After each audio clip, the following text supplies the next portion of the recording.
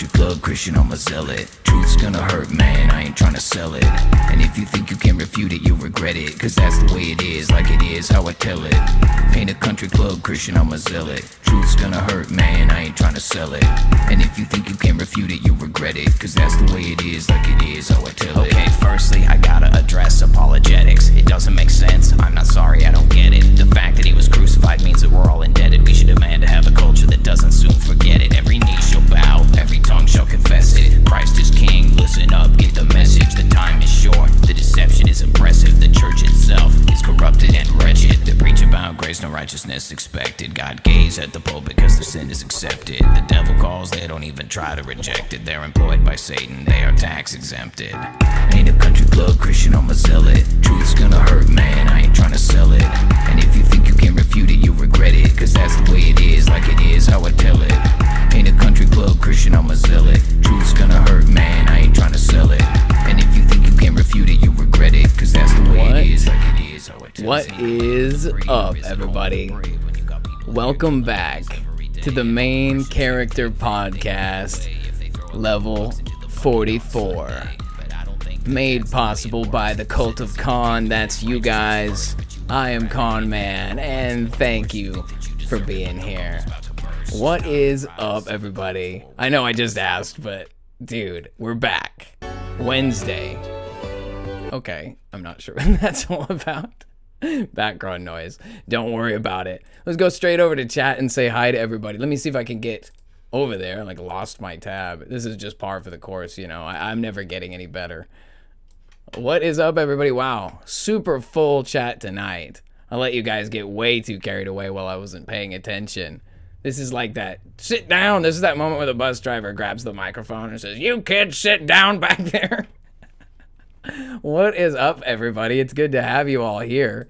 Obviously, I'll give you all the customary greeting. It's great to see you guys. I'm super glad that you're all here. I'm going to try to navigate my way around this situation. I need to like move where my chat is. I don't even know where it is. It's lost to time.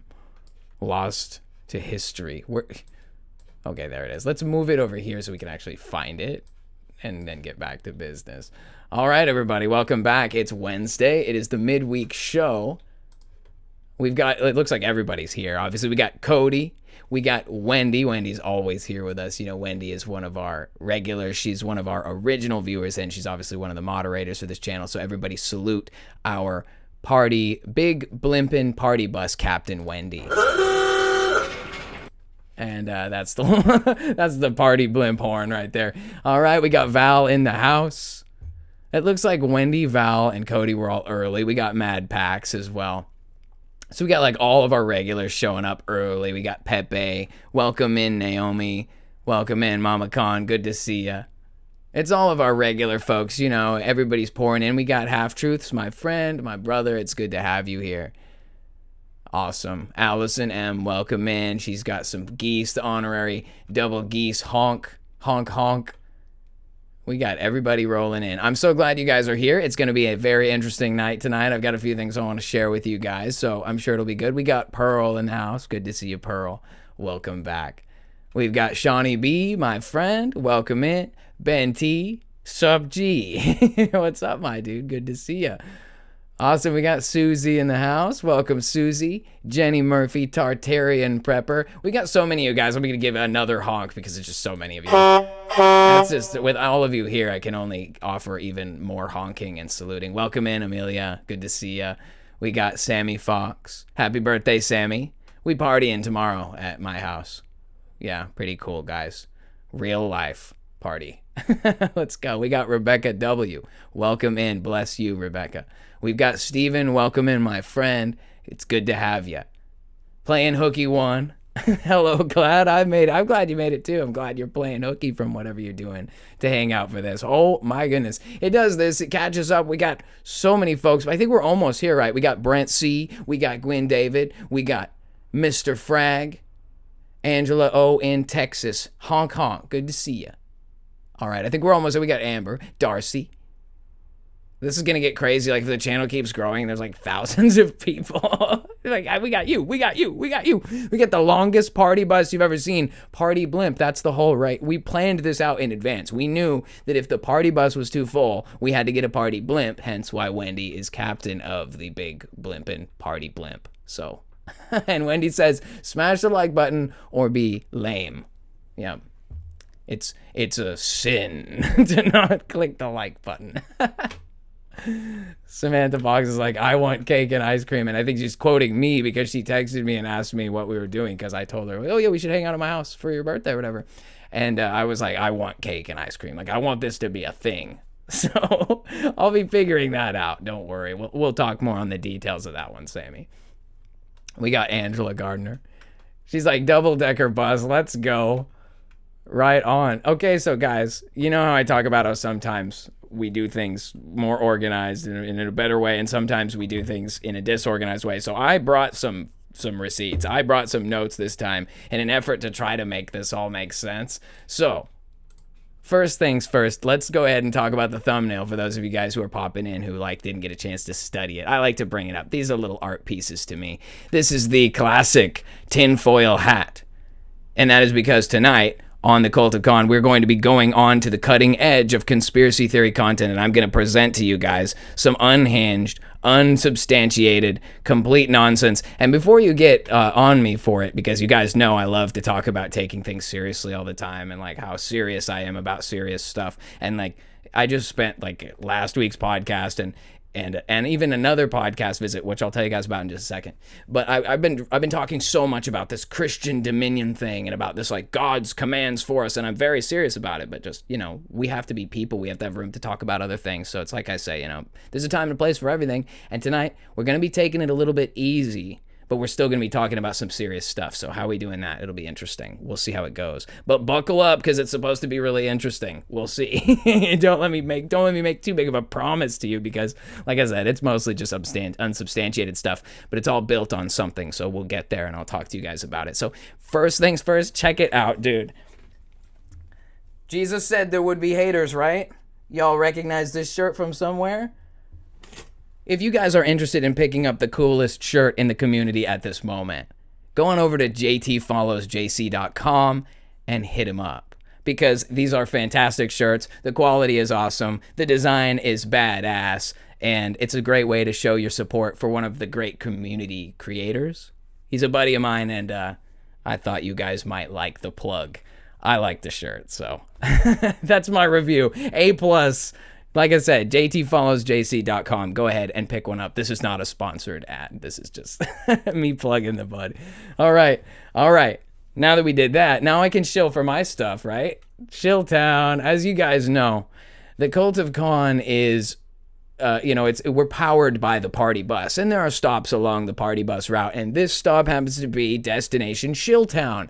And if you're ever on the bus and we stop off in Shilltown, you're welcome to just ignore me or call me a shill or whatever you want to call me. But in this instance, I just want to let you guys know that because the cutting edge is a little bit sharp, YouTube doesn't really like me and doesn't like to monetize the channel. So if you guys feel the need or so desire to support the future of this channel and wherever it is going to go and whatever we're going to do with it, you know, perhaps you're a fan of the Wednesday Hump Day Show, the main character podcast, and you want to show some support for that, or perhaps you're a regular listener of our Sunday service. You know, we do a few different shows. They're not all for everybody, but we do have some overlap. So, you know, something to consider. And maybe you're somebody who you don't like to hear me run my mouth in any context, and you'd rather just hear my mouth full of food as I'm like crushing and devastating delicious meals on Guys Gotta Eat Monday night.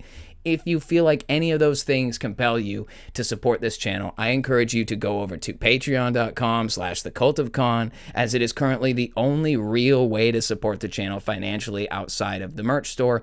And then obviously if you guys feel like Patreon is uncomfortable for you or you're not interested in that and you just maybe want to make a one-time donation, you're welcome to check out paypal.com and hit me up on thecultofcon@gmail.com. Send me a something, you know, if you feel like it, right? Anyway, with all that being said, there is also the Cock Store, COC Store. That is the Cult of Con store. I will throw a link down into the chat right now for you guys if you're interested in popping up over there. But Again, this is just Shilltown, only one stop on our destination. So with all that being said, I'm going to just take a moment to shout out to all of our great subscribers on Patreon. These folks are helping to power the Cult of Con. When I say it is made possible by the Cult of Con, it is a combination of the great financial support from you guys and then all of you guys who watch, like, subscribe, and do all that stuff to help get this channel spread out. And although it's probably not a good idea, because if the channel gets too big, I'll probably get banned for saying something I'm not supposed to say. But whatever. We're enjoying the ride while we can, right? Like, that's the point. If you're gonna go down, you want to go down in a blaze of glory, right? You want to be ramming the horn. You want to have a good time, right? That's what it's all about at the end of the day, right? I talked about this last week a little bit. There's a lot of bad news out there. There's a lot of reasons to be upset. A lot of things are going sideways, and I think that the best thing we can do is be adult about it, recognize it, be aware of it, and choose to segment for ourselves times to have a good time, times to laugh, times to be people, so that we can remember that even though we're in the trenches, in this great war for the sake of humanity and people's souls, that there's always a little bit of time for us to be people. That's what this Wednesday night thing is all about, guys. We're in the trenches. This is the cutting edge of conspiracy content, but it's always an awesome time to be here with you guys and to talk about anything and everything. So I'll just pop back over here to chat and make sure we're all up to date on everything. Amber says, praying you continue to grow, brother. Thank you. I appreciate that. You guys, you guys are really the best. ShillCon is the official cult meetup name, says Pepe. Awesome. Yeah, well, you know, sometimes you got to do some shillery. We had a Hillary Clinton themed episode anyway, so let's refer back to my notes before I go off on ADD river brain and get lost. Oh yeah, let's go. Okay, so last week, or actually it was this week, wasn't it? Time is flying by. On Monday, I managed to be invited / worked out to go on the Unraveling podcast with Jamie and Alyssa, and we had a conversation about, you know, the little season, the truther community, and we talked about quite a few different things. It was a really interesting talk. I have this tendency to kind of be a talkaholic, and I felt like I kind of was like just blah blah blah blah blah, but maybe that's why they wanted me on there. I don't know. But if you guys have not, go on over to the Unraveling podcast. Let me grab a link for you really quick, and make sure that you subscribe to the channel. Check out their latest live stream. That's the one that that I was on. Look, there's my head over there in the corner. That's cool. Oh, it's actually behind my current head on stream. But yeah, see, there I am. Look how cool that is. Anyway, definitely show some love. Check out that stream if you want to hear me ranting about Dominion and whatever else that I was saying when I was on there.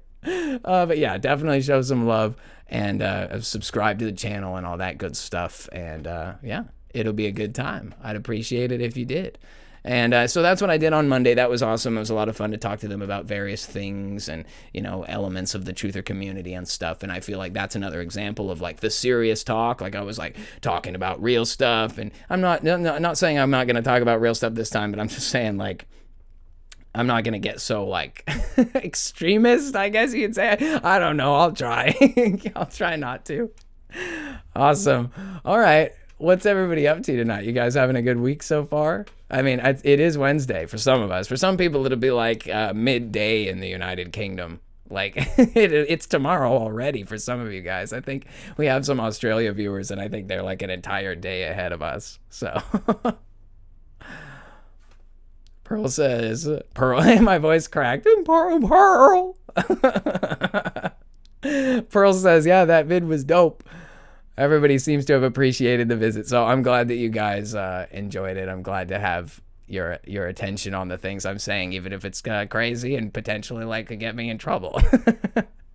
I believe what I believe. Yeah, Steve. Are you going through puberty? Says Steve. Like, I guess maybe it's this. Maybe I'll get a second tier and I'll like get huge. It's like Samson puberty. Like if I don't cut my hair, I'll be so jacked. Yeah, one can only wish. That's hilarious. All right, guys, I'm gonna bring it in. We're gonna pull the bus in for some stuff. Okay, we're pulling into the gym. Okay, we'll call it the gym. Okay.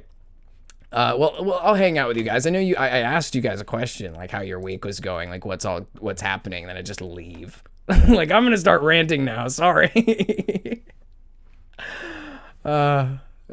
Feelers are new name. Yeah, according to my one typo, I messed one thing up. Yo, what's up, Jay? We got Javer Camp in here. Good to see you, my friend. It's been a while. I hope you're doing well. He says, I've been super busy, but I've been watching all the shows a few days later. Just wanted to pop in. I'm glad you're taking the time to pop in, my friend. It's good to have you here, man. Jay's been with us for a long time. He's a great dude. And, he's a loyal follower of the cult. He's been drinking Kool-Aid for a long time. Allison's like, we want distraction. Bring it, Colin. Okay. Oh, I'm sorry to hear that you're not doing well, Amy. We're here for you. Honk, honk. And if you need anything, feel free to hit up the community. We'd be happy to pray for you, do whatever we need to send the positive energy your way. Remember, you're fearfully and wonderfully made, and you are loved. And this community is really awesome and wholesome. And I'm certain that people will be there for you. If you just need a vent or something, even send me a message. I'm not too busy. Do it. You know what I'm saying? I'm here for you. All right. Shawnee B says, my new favorite little season cult. Fam. It's whatever you want to call it. I like the idea of calling it a cult because it really takes the teeth out of any time. If you say weird stuff, people are like, they're weird. They believe in a strange cult of beliefs or whatever. And if you just say it's a cult, then it's kind of fine. Like, you guys know that one guy who was wearing that winter coat and he was like, America is the great iron beast which tramples the nations or whatever. I was like, I kind of resonate with that guy. Maybe we could do like a cult collab. Because he thinks he's some sort of a sent character. He was sent for some great reason. I don't know what he is. There was a whole discussion about it. But yeah, that guy's funny. I think that we should definitely do a podcast together. If you're watching this, man, hit me up. If you're watching this, yeah, he watches this on YouTube. I don't know. Maybe it's like relevant. Like if you watch weird content, it might recommend you other weirdos on YouTube, and then you can collaborate and make weird stuff. That sounds reasonable. All right. We're pulling into the station. Scree! Okay, one more. I gotta get in one more. I feel like you gotta get at least a couple of these in. All right. Okay. So we're pulling into the station. You guys are great. All right. So here we go. So this is where it's going. All right. So lately there's been a lot of talk about things getting worse, and I think we're all on the same page. There's kind of a divide there. Some people are like, oh, I gotta keep up on it, dude. If I break from the media chain and I lose track and I don't know what's happening today, I don't know, because everything is going so fast with the media cycle that it's like if you tune out for even a second, you hear about things having happened that you're like, is that real, or did somebody just make that up? Like, you'll find out about, last week when, there was that, giant inflatable Big Bird and it crashed into that tower and everyone caught on fire and then there was like confetti exploding out of everything. Like, you know what I mean? And you're like, that's pretty preposterous. Did that really happen? Oh yeah, that was just Tuesday. Because there's always something ridiculous, whether it's like, oh, it's the president of Paris. He's being smacked in the face by his like giant masculine elderly wife. And everybody's like, oh my goodness. It's like what you only wonder what it must be going on like behind closed doors, like under the cover of darkness. Like, what does a romantic evening look like between those two? I don't even want to imagine it, but I have to. This is the curse. It's the curse of the media cycle. There's always something to get your attention, to scare you or to offend you or to gaslight you or whatever it is. You know what I mean? That's part of the way they keep us under their thought control conspiracy. And that's kind of what I'm talking about, like in general tonight, which is the theme of the show, the tinfoil hat, the idea of thought control being that they use complicated systems to tell us what to think. They're constantly trying to program us to believe certain things or to react a certain way or to expect things, right? Like in the case of predictive programming. And all of these different variables are done for the purpose of the greater plan, which is to drive us further towards the agenda of these ancient, for lack of a better word, cultists who run the world, right? And we can break it down into like secret societies. You could say Illuminati, Freemasons, Rotary, Shriners, the list goes on. And all of these kind of carry their own kind of sect of the grand scheme, the big pyramid,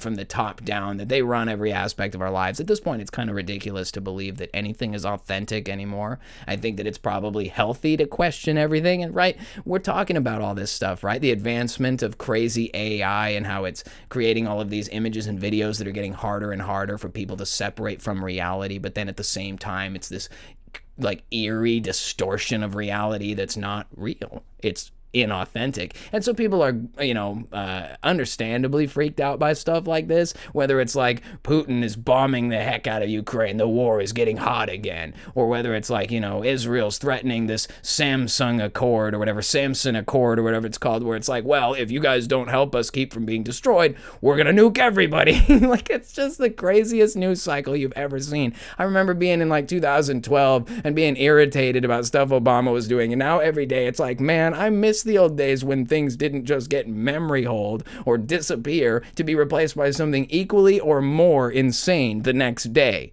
We don't even sometimes make it to the next day. Sometimes something's crazy's happening, and then like 4 hours later, something different crazy's happening somewhere else. And if you're tuned in, you see that. You know what I'm saying? So again, there's two approaches. There's people who are like on it, who want to be on it for various reasons. Justify that to yourself. It's probably not good for you, but I can see why people are like trying to watch the enemy, study his actions, figure out the narratives, keep track of the concepts, the conspiracies that are at work. And then there's also that other perspective, which is like, man, I got to tune this crap out. I can't deal with this. There's so much. It's like, how do you even keep track? How do you wait? Oh, this corporate executive's been shot. Oh, they just erected this giant statue of a fat lady. There's, it doesn't stop. There's always some other thing. It's like, these Irish guys destroyed that guy's tent because he was you know what I mean? It's just, there's no end. There's no end. It's like, oh, the Waffle House had to announce, like, please stop attacking our staff. Like, what is going on in this freaking world, man? I could see why you'd want to tune out. The point I'm trying to make is everybody kind of finds themselves somewhere between those two extremes, either fully engrossed in the media narrative or totally tuned out from it. But it doesn't change the fact that the effort is still at work. They're still trying to create some sort of like collective consciousness or whatever. They're trying to bring the public closer to this ultimate goal. I think in some esoteric writing I read once, they called it, it was a statement akin to heat the world to soften it so that you can mold it closer to the desires of thine heart, or something in it, some, ancient Freemasonic rite of passage or whatever, with the idea being that's like, well, we got to heat up the earth so that then it softens and we can change it. We can make the people think what we want to think through war and chaos and fear. We can program people with entertainment and movies and influencers. And then you can create all this crazy stuff that distracts everybody from the base principle purpose of why they even exist. And you guys know I love to talk about this. Why did God make us? What are we here to do? Why are we still alive today? The reason we still draw breath, because God is not done with us yet. And that is all very true, but it's distracted from us. We're so caught up in stuff that's insane, including characters, right? You guys know about this. I want to touch on this because it's kind of crazy, right? Over the last 10 years, there's been a lot of characters that have risen and fallen and to prominence and otherwise to obscurity, and they've come and they've done things and said things, and we know that's a very broad stroke of a statement, but what I'm getting at is, you guys remember back in like 2016 when things kind of got weird. It's like Trump's president now, and the politics of the world was altered, and things went down this weird road that we weren't used to. And basically what ended up happening was we entered onto this new track, like it's like a new bandwidth of the Matrix, where it's now a never-ending assailant, like a cavalcade of ideas and thoughts and movies and stories all pouring in at once. And what it's devolved into is kind of this struggle between factions of various types, religions, nations, culture groups, races, whatever. Things have gotten really extreme. The division is insane. And I think that that's part of the agenda, right? The goal is to try and divide everybody from each other and to create, that heat, that chaos that heats the world so it can continually be molded towards the desires of their heart, which, if this is a Luciferian, satanic, multi-generational criminal cult mafia, like, it stands to reason that the desire of their heart is the desire of Satan's heart, which means that it's not good. All right, I think that makes pretty good sense. Okay, so with that being said, I was thinking about how prevalent this is, and an example that came to mind recently. Give me just one sec here. An example that came to mind recently was a guy called Dan Bongino.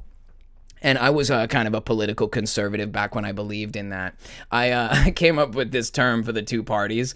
Each one got one that I came up with the other day, and Wendy and I were laughing about it. It's the Democrat Party are degenocrats, and the Republican Party are retardicans. So you have degenocrats and retardicans, the two halves of the same seagull that's like drunk on beer that got spilled at the coast. Anyway, that's what's going on over there. Two halves of the same shitbird, Randy. Anyway, so that's going on, and basically, that those distractions are working, right? Because people are missing out on stuff because they're so fixated on the tribalism of tit for tat. My team wins something, your team loses something, and that's all I care about. Not the merit of whether you're winning or losing on righteous principles, or whether you're winning and losing fairly, or whether it's even accurate, right? Like we know when India and Pakistan had their little spat recent weeks, Pakistan like posted a bunch of stuff saying we've shot down 5 Indian jet fighters and all this. And I was like, who knows if it's even true or not? Because we live in an age where the second a conflict happens, both sides are willing to just lie completely to make themselves look good and make the other side look bad. Nobody ever has the moral high ground. Nobody ever has the actuality to say, well, the strike was successful, 12 enemy fighters eliminated. Unfortunately, 9 innocent civilians also killed in the strike. No one will ever have the integrity to do that, which means they're all bad guys. Nobody wins. You know what I mean? So that's kind of the way this goes. That's where I think that we kind of can venture off into controlled opposition and understand that you guys probably understand what controlled opposition is, but just for the sake of explaining it, whenever there's a naturally occurring movement or a resistance to a movement, or when there's something that draws a lot of people together, it creates what I like to call a throne, and thrones are simply levers of power, positions of authority and leadership that will naturally exist in life. As I described, whether it's like an island with nice beaches, or whether it's a corporation, or whether it's a brand new invention, or whether it's a populist movement or idea, there's always someone who floats to the top as the prospective leader of the group, whether they want to or not. And because that phenomenon exists, it's pretty widely known that the forces that work in this world try to make sure that when those thrones appear, that their operatives enter those thrones. And you can say whatever you want about, there is no satanic ancient cult.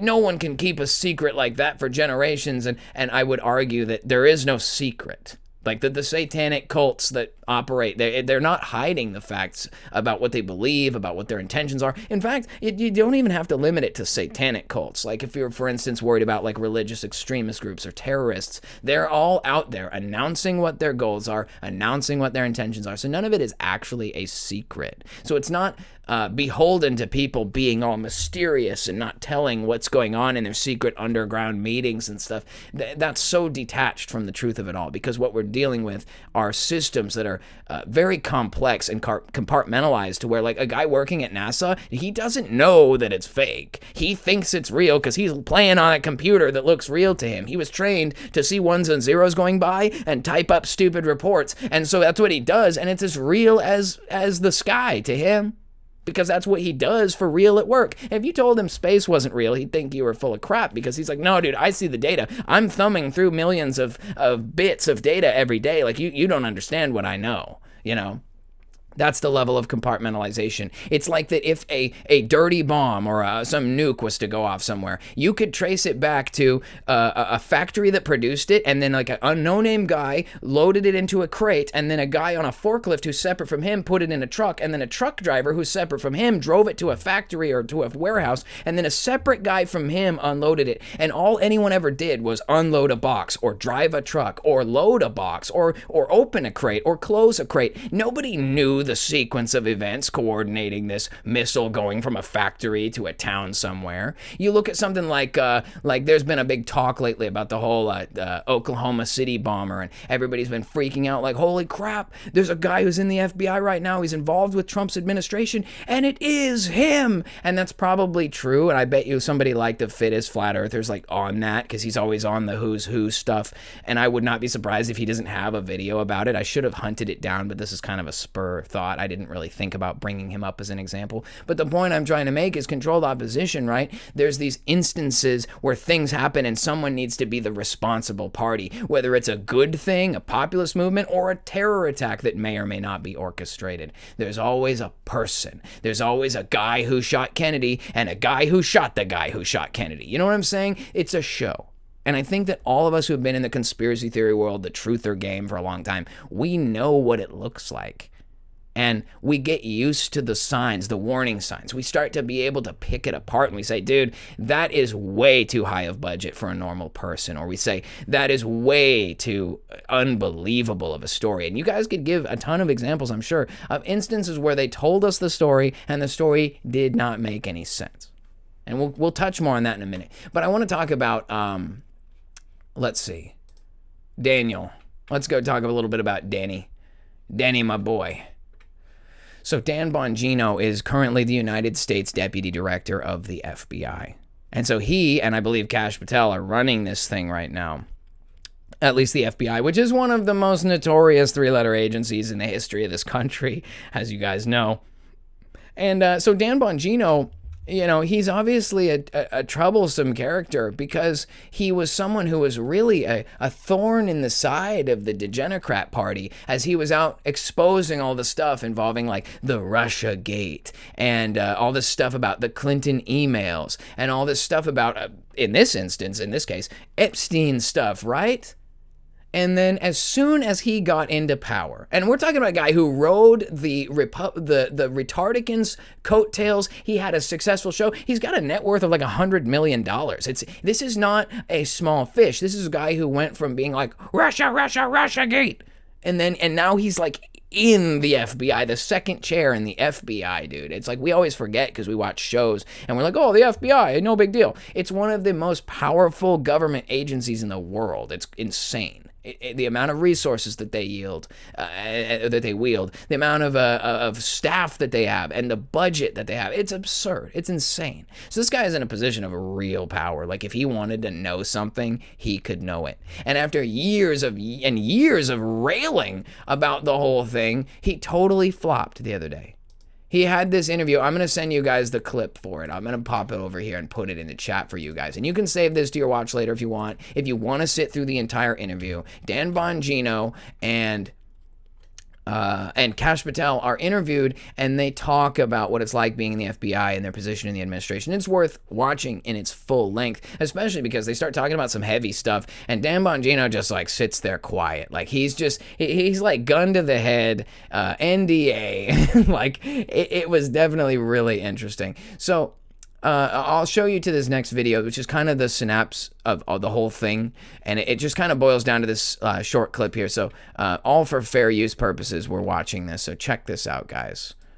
That Jeffrey Epstein story is a big deal. Please do not let that story go. Keep your eye on this. Catherine Rumler, we need to keep the heat on this case, folks.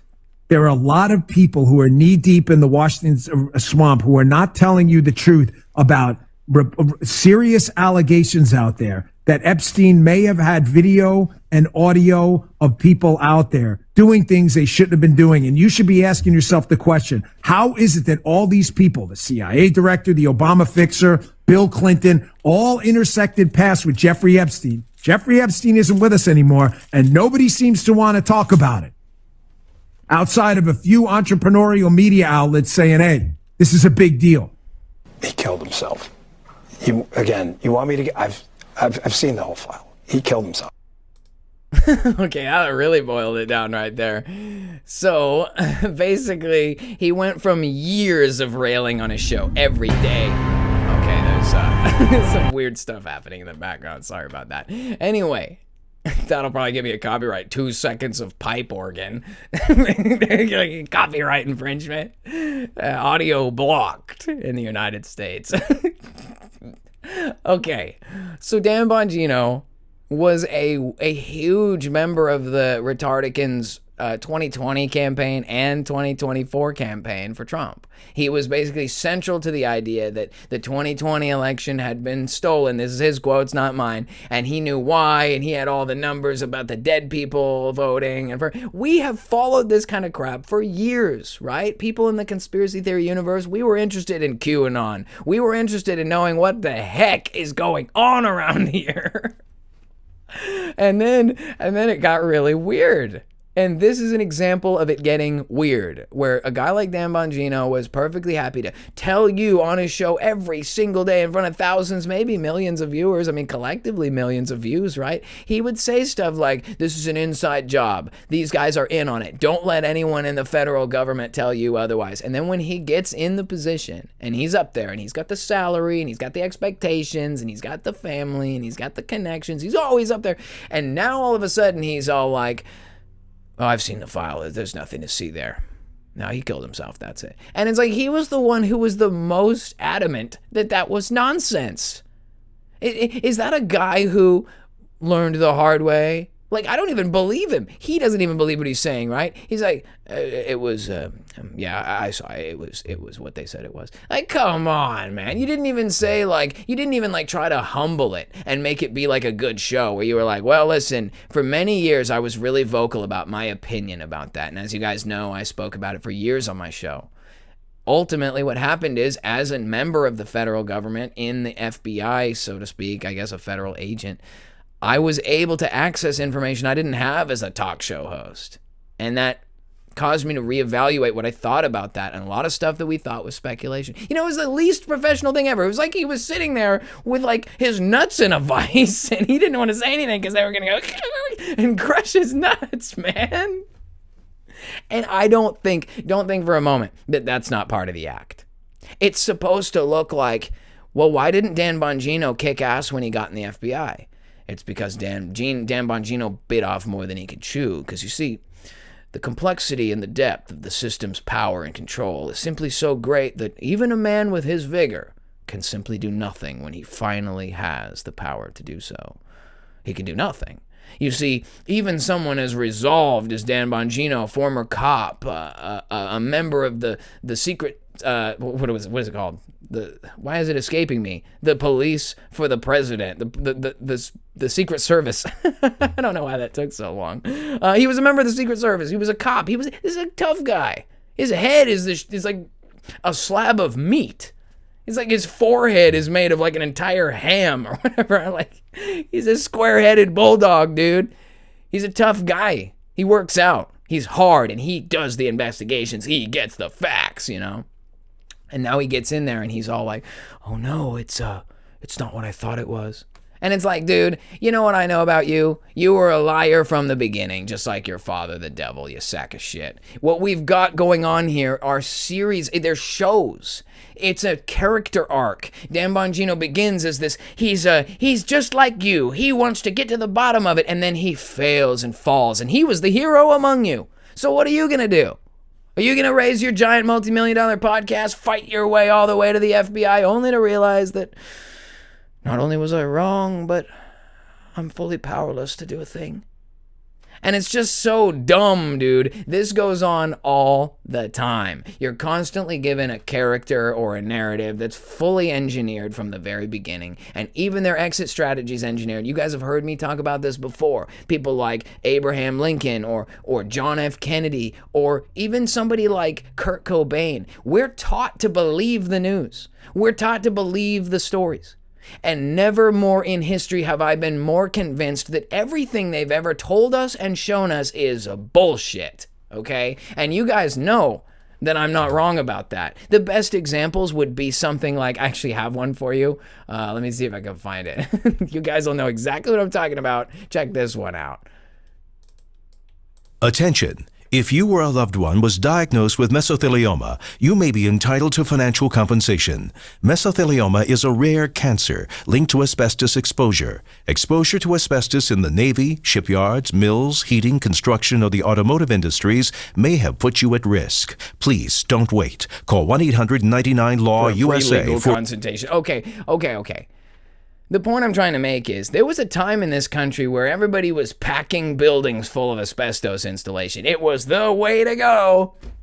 It was simply the best thing possible. It frankly, the thermal induction, I don't know what terminology, I'm not an HVAC guy, but you know what I'm talking about. The thermal properties of the asbestos are simply superior. They'll allow us to maintain perfect building climate control. Climate control. You ever heard of such a thing? It's like, and the point is that we were taught that asbestos was just fine. Oh, you can get it in your eyes. Oh, I pour a scoop of asbestos in my coffee every morning. Like, they had Americans out here knuckle deep, face deep in these insulation situations, doing HVAC, doing plumbing, doing construction, covered in toxic, cancer-causing, lung-impregnating poison dust that can't be removed, that causes infinite infections that continue and continue until the cell wall is fully destroyed, it becomes cancerous, and you die a slow, horrible death. But that was just no big deal. Like, oh, well, back then we didn't know. As if, dude. As if. I'm going to tell you guys a story. When I was, maybe 18, 19 years old. I was a young guy. I was working for a Toyota dealership, and I was selling cars for them. And it was actually pretty cool. I guess I must have had a way with words or something. Maybe I was like, oh, God, just selling cars. I don't know. But anyway, I worked at this Toyota dealership, and I worked with a guy there, and we'll call him Phil. His name was Phil, but I'm not going to say his whole name. But I worked with a guy who was an older dude. He was like in his 70s, and I was like, 18, 19. So he's quite a bit older than me. And he had been a submariner in the U.S. Navy. I believe the guy. I mean, this is his story. Believe it or not, I'll just tell you what he told me. He was a submariner in the late 60s.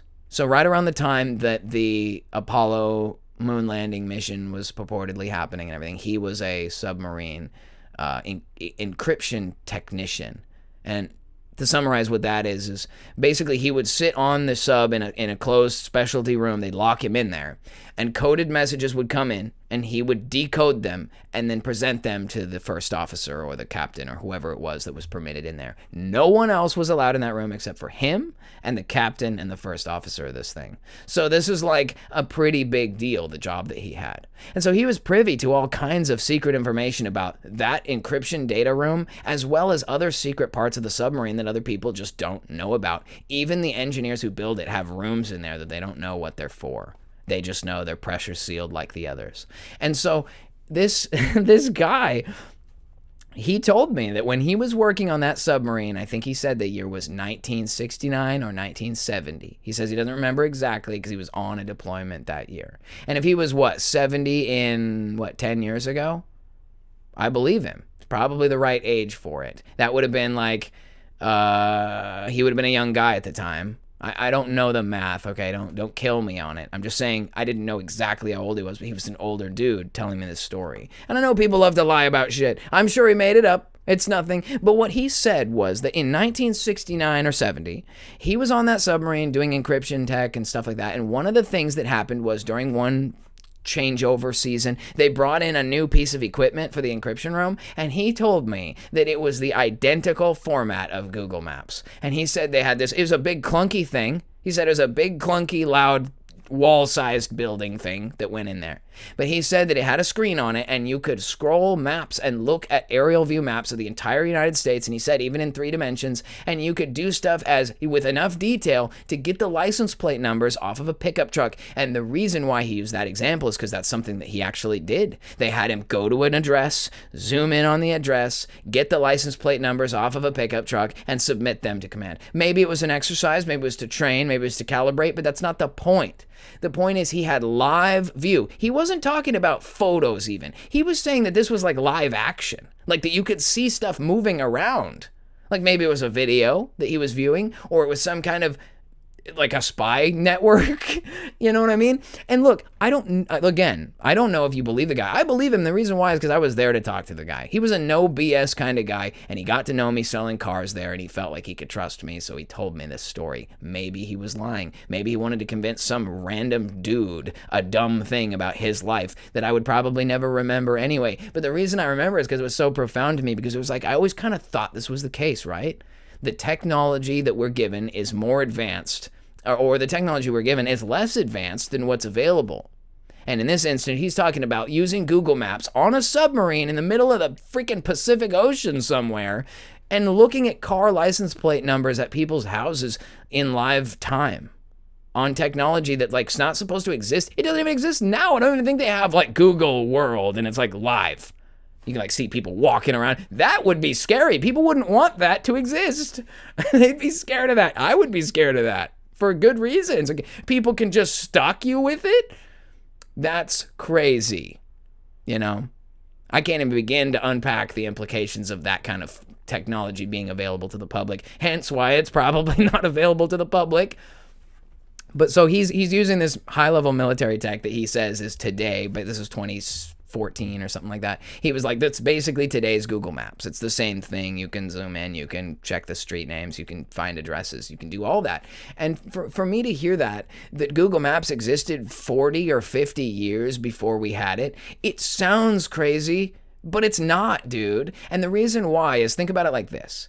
All the military technology in the world is created in the private sector by private companies. And the reason why they do that is because the competition to succeed makes better products for better prices to the government. Sure, there's plenty of corruption in there. But what I'm getting at is, if the government has a job to do something, they hire some diversity hire who just sits there and doesn't fucking do anything. Forgive me. Sorry about my French. But if you have private companies trying to get those government contracts, they work hard to present the most beautiful, exquisite, awesome state-of-the-art shit. That's a fact.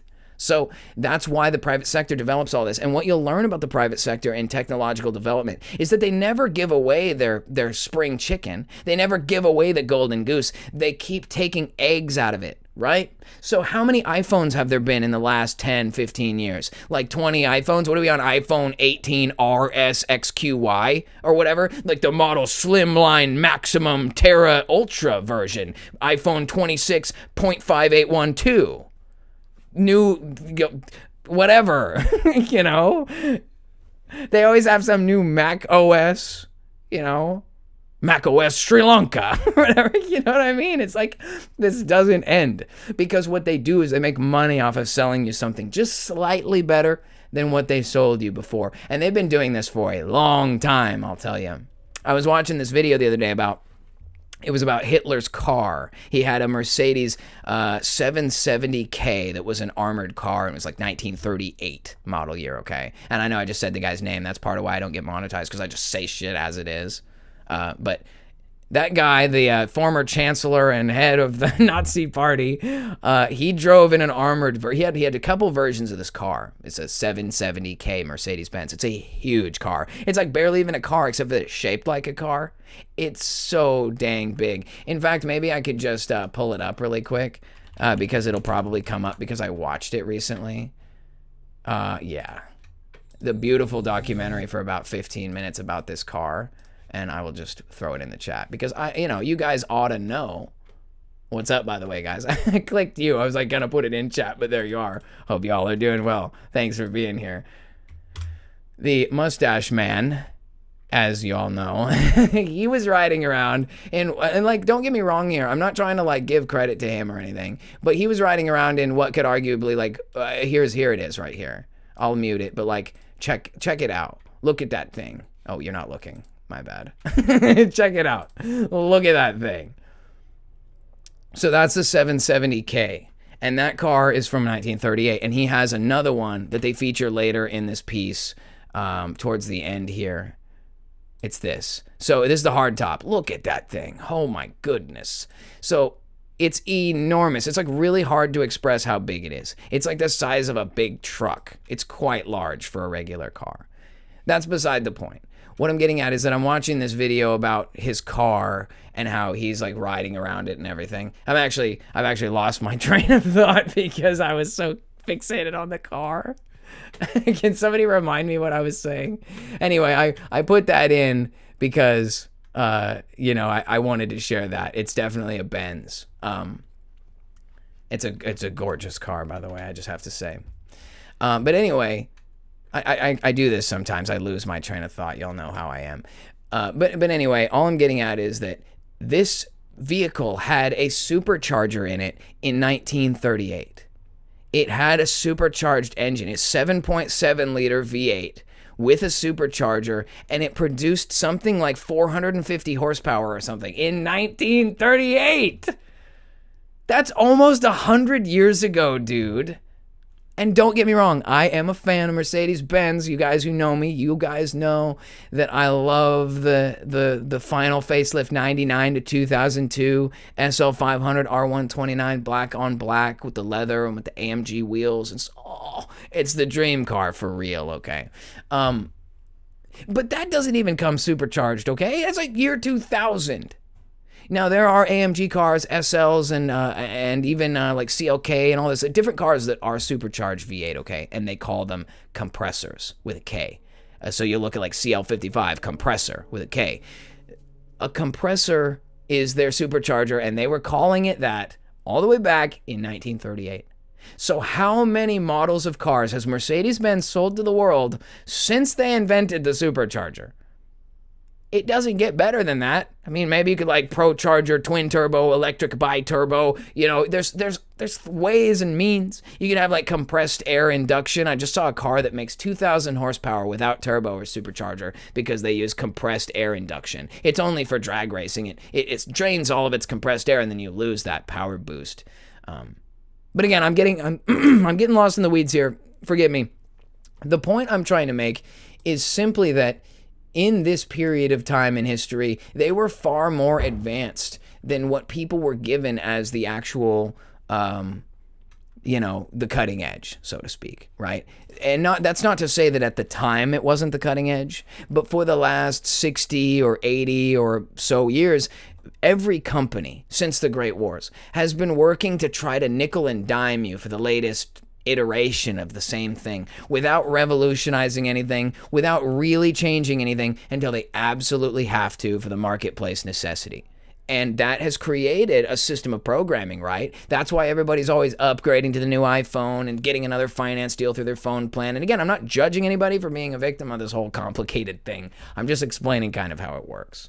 So when you look at stuff like controlled opposition, characters who are designed to arc in front of you and lead you in a direction, or products and things that are designed with obsolescence in mind so they fail prematurely and have to be replaced, or designed without the maximum cutting edge of improvement because it's not about improvement, it's about selling the product some more. So you figure out how much more, what increment can we increase this product by to sell it to you again, making you feel as though you've got an upgrade, or making you feel as though other people have got an upgrade, making you feel inferior, implying that you need to buy a new one. Is that not the case? They put out a bi-turbo AMG GT, and it's like 2018, and the car is worth $500,000, and it's got 700 horsepower, and it's an amazing track car. And then 2 years later, they put out another one, and it's the same thing but slightly different, and then there's another $500,000, and that's the maxi scale, all the way down to like Toyota Corolla, and every 2 years, they're like, it's a new and improved Toyota, and it's like the same thing, with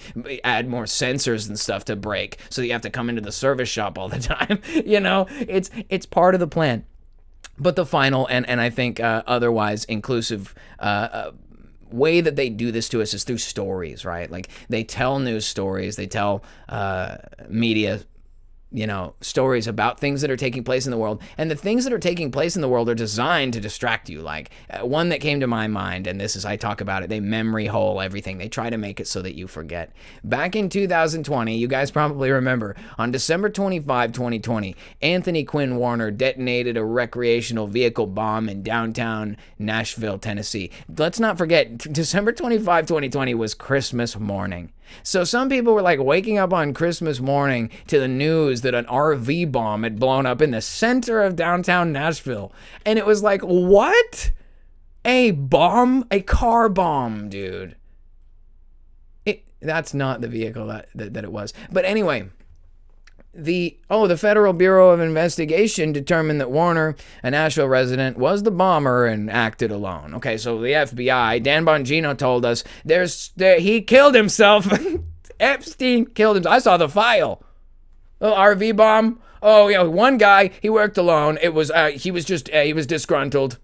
His mom wanted him to move out, so he drove his RV downtown and sent it. And this is like, we were like, I touched on it and I shouldn't touch on it much, but the Oklahoma City bombing and how people think that the bomber of that is still up and he's currently in the FBI, and there's all this speculation and they're probably right.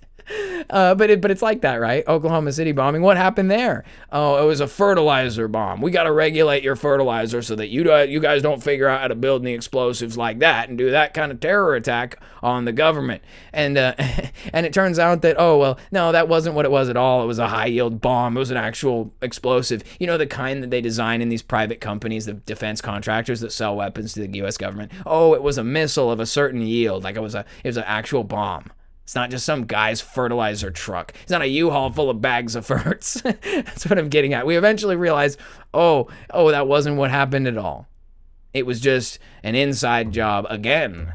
When is it ever not? Like, you get to the point where you're like, dude, of course it's always a lie. It's a giant lie. All the world's a stage. You know what I'm saying? History is written by the victors. These are all things that we have come to know. Like, the whole point of this was just to exercise and remember. You guys ever seen that? What happened? Oh yeah, I'll turn the volume down, but it's Jason Aldean, October 2nd, 2017. Aldean was on stage. He was just finishing up his set, so this was the last moment of this big celebration.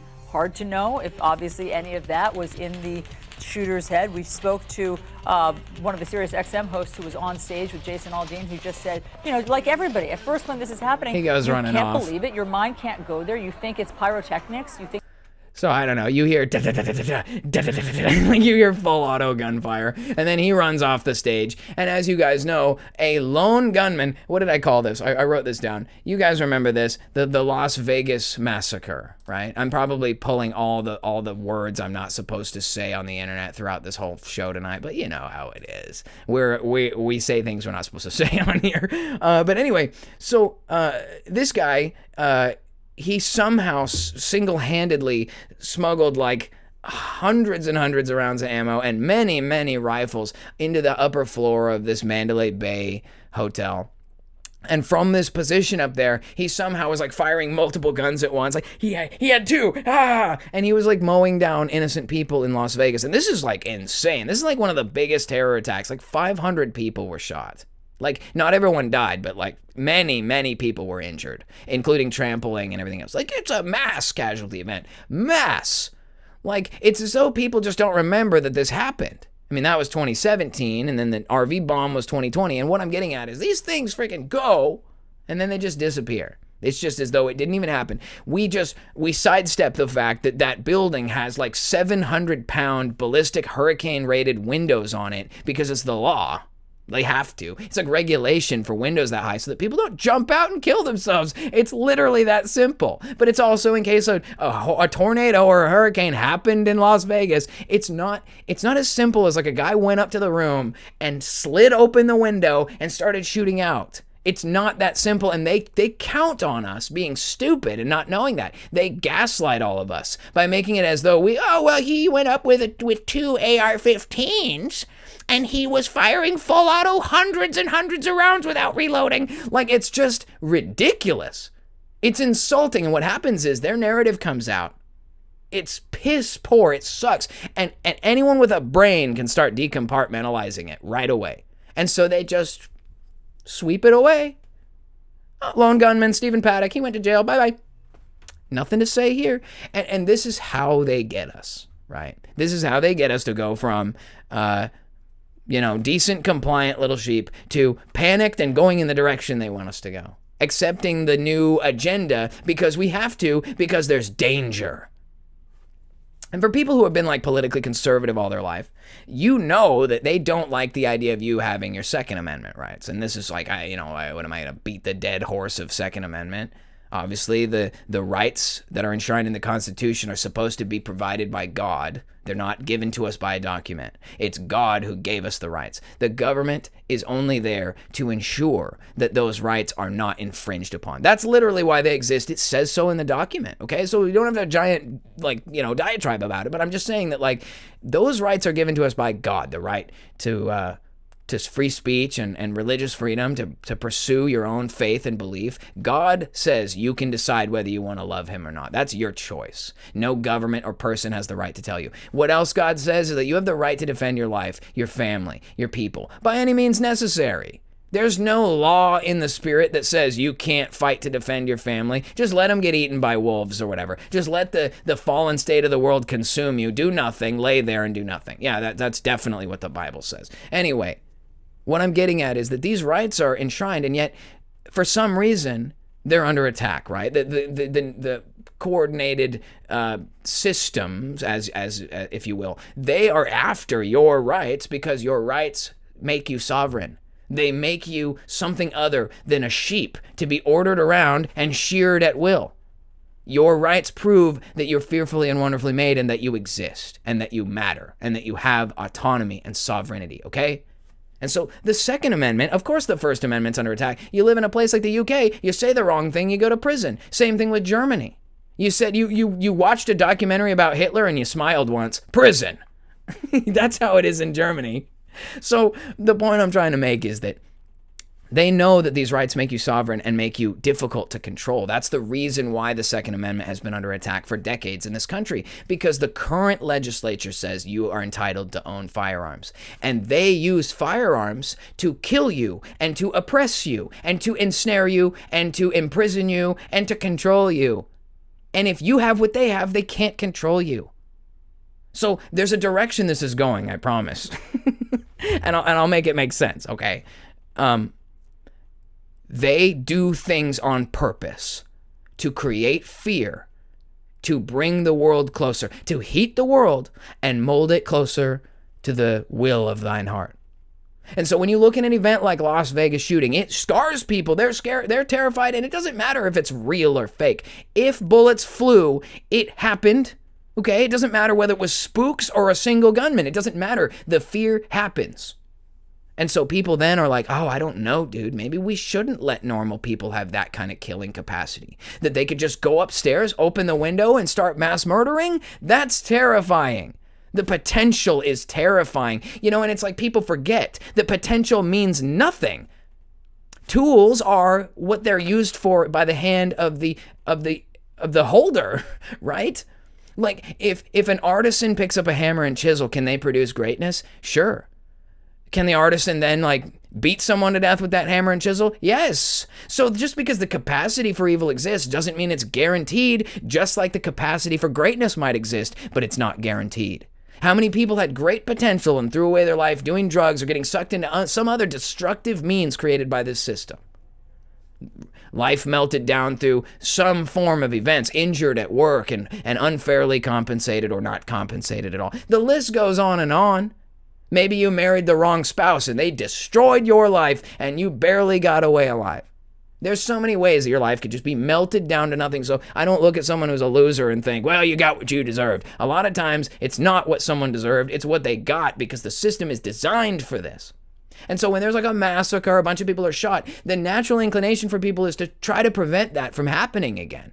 They're not concerned on whether or not the event was real, whether it was even possible, or whether what was happening on there was the result of a person's intentions or of a capacity that simply exists.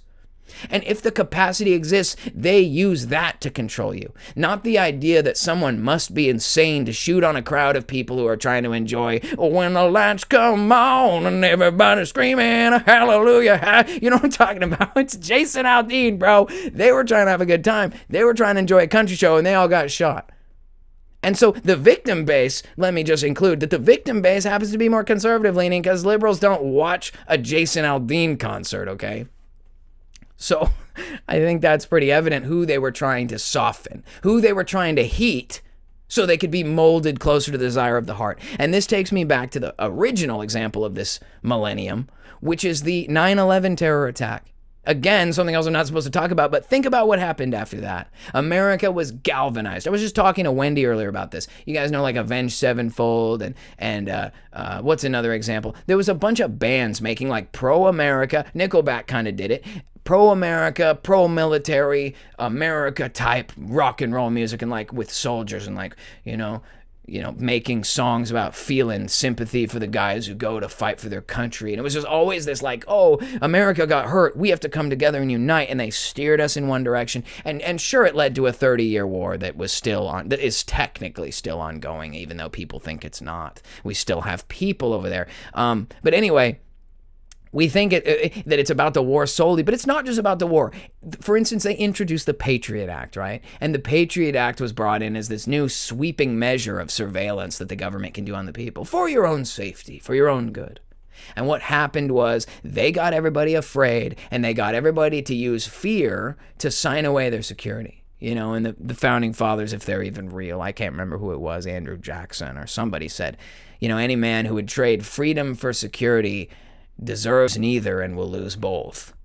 And that's wisdom, whether you like the messenger or not. So here we have a country of people that are consistently afraid of school shootings and massacres at concerts and at Batman movie premieres. There's all these reasons to fear guns, the evil gun, the tool that enables evil to get you. Not realizing that the tool is enabling evil to get you already from the top down. You think you can resist this beast system and they won't send goons to your house in the form of military or police, compartmentalized into the realization that they have one job to do: move the pallet into the truck, move your body into a bag.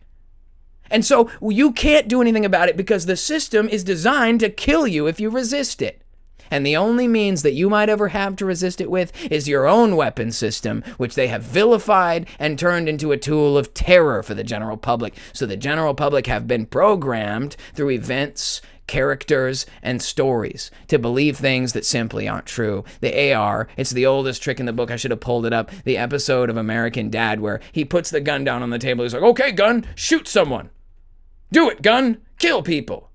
And because he's making the point to his daughter that guns don't kill people. People kill people with guns. It's like the ultimate, it's like the most far gone conclusion you can possibly render. There's no argument to even be had.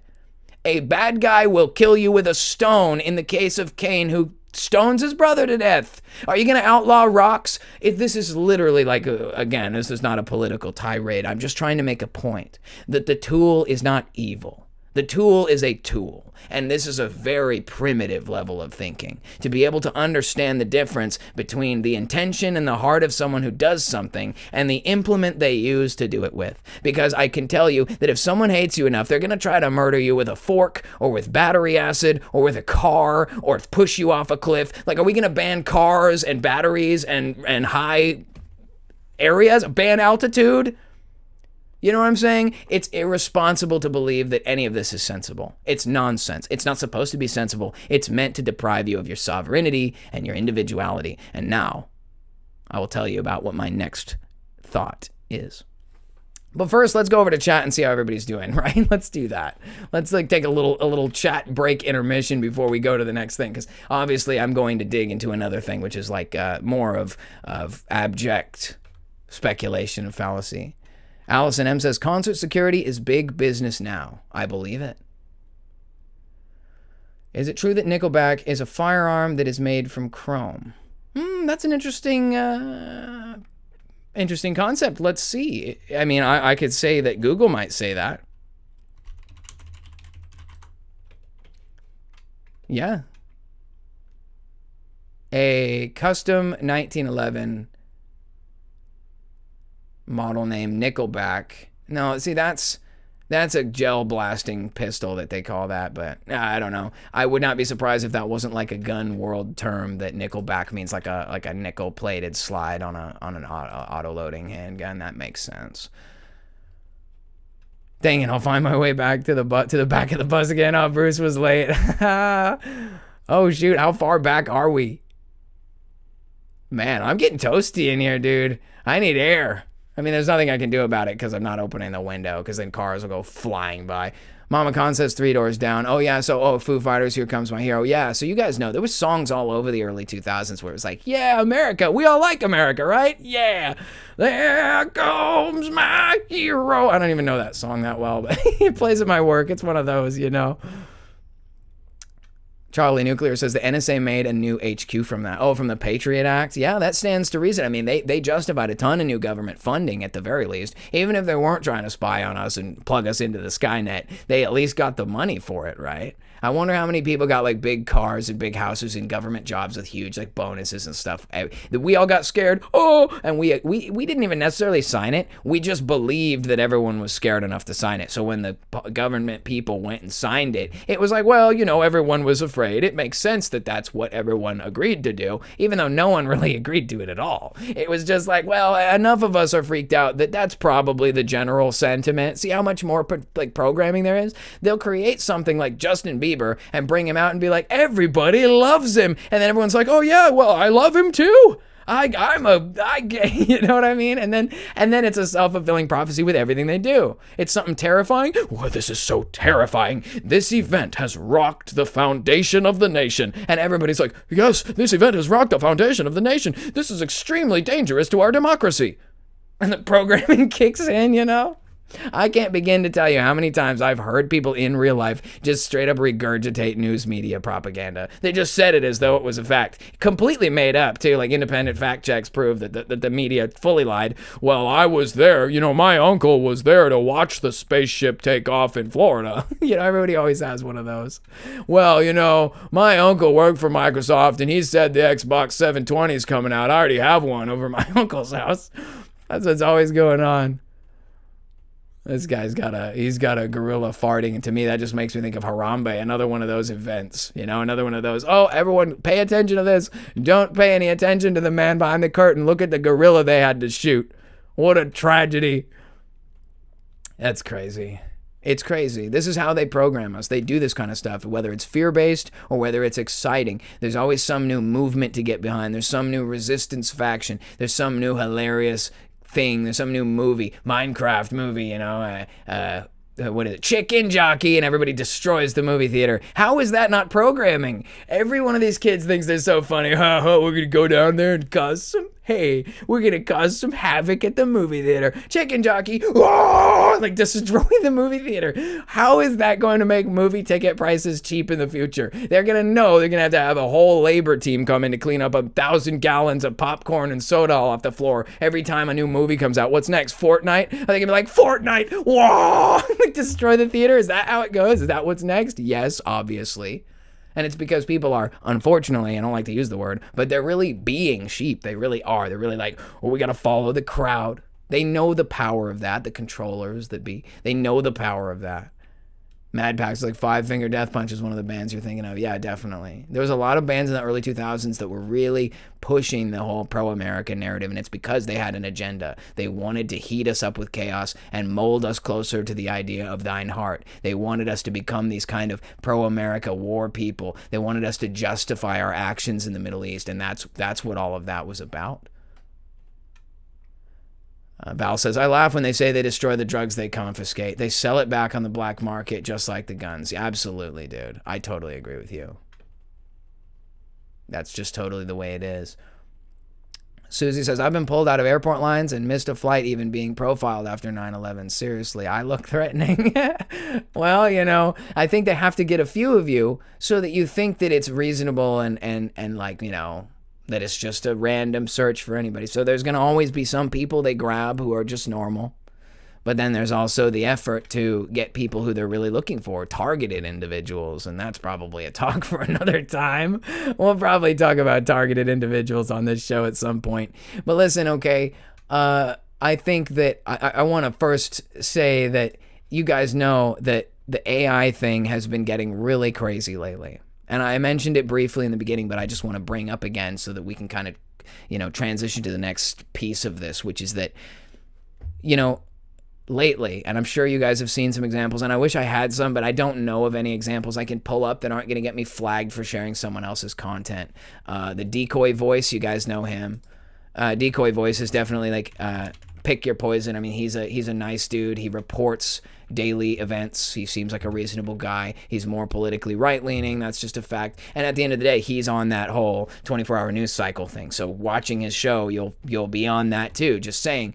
But I'm going to share him with the chat, just so in case any of you guys are not a follower. He's a pretty well-promoted channel, so if you haven't seen it, I don't know how you wouldn't have yet.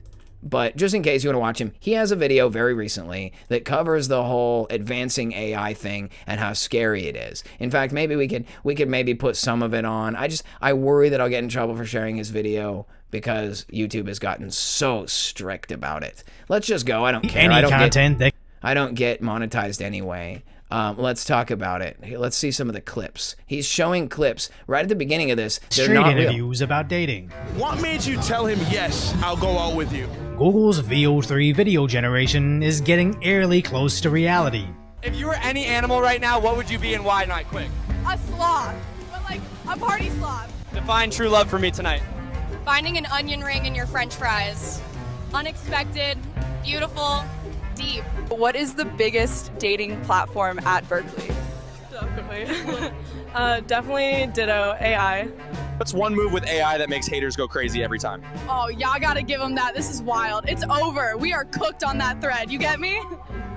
Did you hear what she said? We are cooked on that thread. This is crazy, okay? And those of you guys who are watching Understanding Conspiracy today, not gonna miss the opportunity to shout out my guy. You guys know Paul, Understanding Conspiracy. He put out a video earlier today, a nice discussion about we are cooked. And I think it goes hand in hand with this piece right here, demonstrating, and I would hope that you guys would agree with me that although it is not perfect yet, it is getting damn hard to distinguish these AI videos from reality. And that is scary, right? We're starting to stare down the barrel of, just like the concept of like a live Google Maps, the dangerous potential, right? We talked about that. There is a potential there for extreme danger in the form of deep fakes, fake news, pick one, right? And now I'm going to refer to my notes here because I had a few things that I thought were pretty important that I want to make sure I share about this before I get any farther. First things first, I think Paul is an amazing creator. He's a good dude. And I think he makes a great point that without some kind of mitigation to this, the sky's the limit for how bad it can get. And I think a lot of people are realizing that. I think most normal people are looking at the power of AI today and realizing that when you get down to brass tacks, like when you look at statistics, it's actually really bad. It is a tool being used for significant wickedness. I just heard a story earlier about a 16-year-old kid who got involved in an AI deepfake extortion scam. They call it sextortion. And they basically like made AI pictures of him and were threatening to sell him or to distribute them around his school and ruin his life. And the guy actually unalived himself over it. And it's not the only case. So we're seeing firsthand the dangers of this potentially dangerous tool, right? We're seeing the Las Vegas massacres. We're seeing the Columbines already. They're already starting. The travesties have begun. I saw a video the other day of a guy who got into a road rage altercation with someone, and the other party shot him to death. And the other party, being the shooter, was facing murder charges for basically taking a verbal argument and gunning a guy down. It was a terrible tragedy and a terrible acceleration of the, already degenerating culture. And so what happened is the shooter, the killer, shot this guy down and was facing like 25 years in prison. They were going to put him in for a long time. And the family of the deceased individual used an AI to create an artificial representation of their dead relative. And they prompted it to say certain things. It's not like they actually had their dead relative. It's not like they dug into his journal to see what he really thought. They created a caricature of their own dead brother and wrote in his little dialogue paragraph, having drawn his voice from a series of family videos to generate with. They had like this creepy animated picture of him sitting there. Oh God, it was scary, dude. And it was telling this testimony about how he forgives the killer, and that if he was here today, he would certainly not want to see the killer go and spend a long time behind bars over a misunderstanding like this, and that he forgives him and stuff. And the jury and the judge, mind you, according to the video, I don't know how real it is, but everything's a stage show meant to make you think this is how people are reacting. So you see the stage show and then you see the reactions, both fake.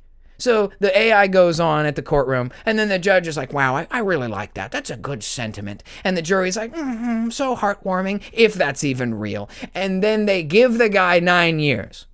They gave the killer a lesser sentence because AI was used to convince people that it wasn't so bad what he did. And so this is the kind of stuff. This is the writing on the wall. Let it begin as far back as like Terminator or 1984 or whatever, Blade Runner, Cyberpunk. It doesn't matter. The fear of the potential of technology is a long-running program.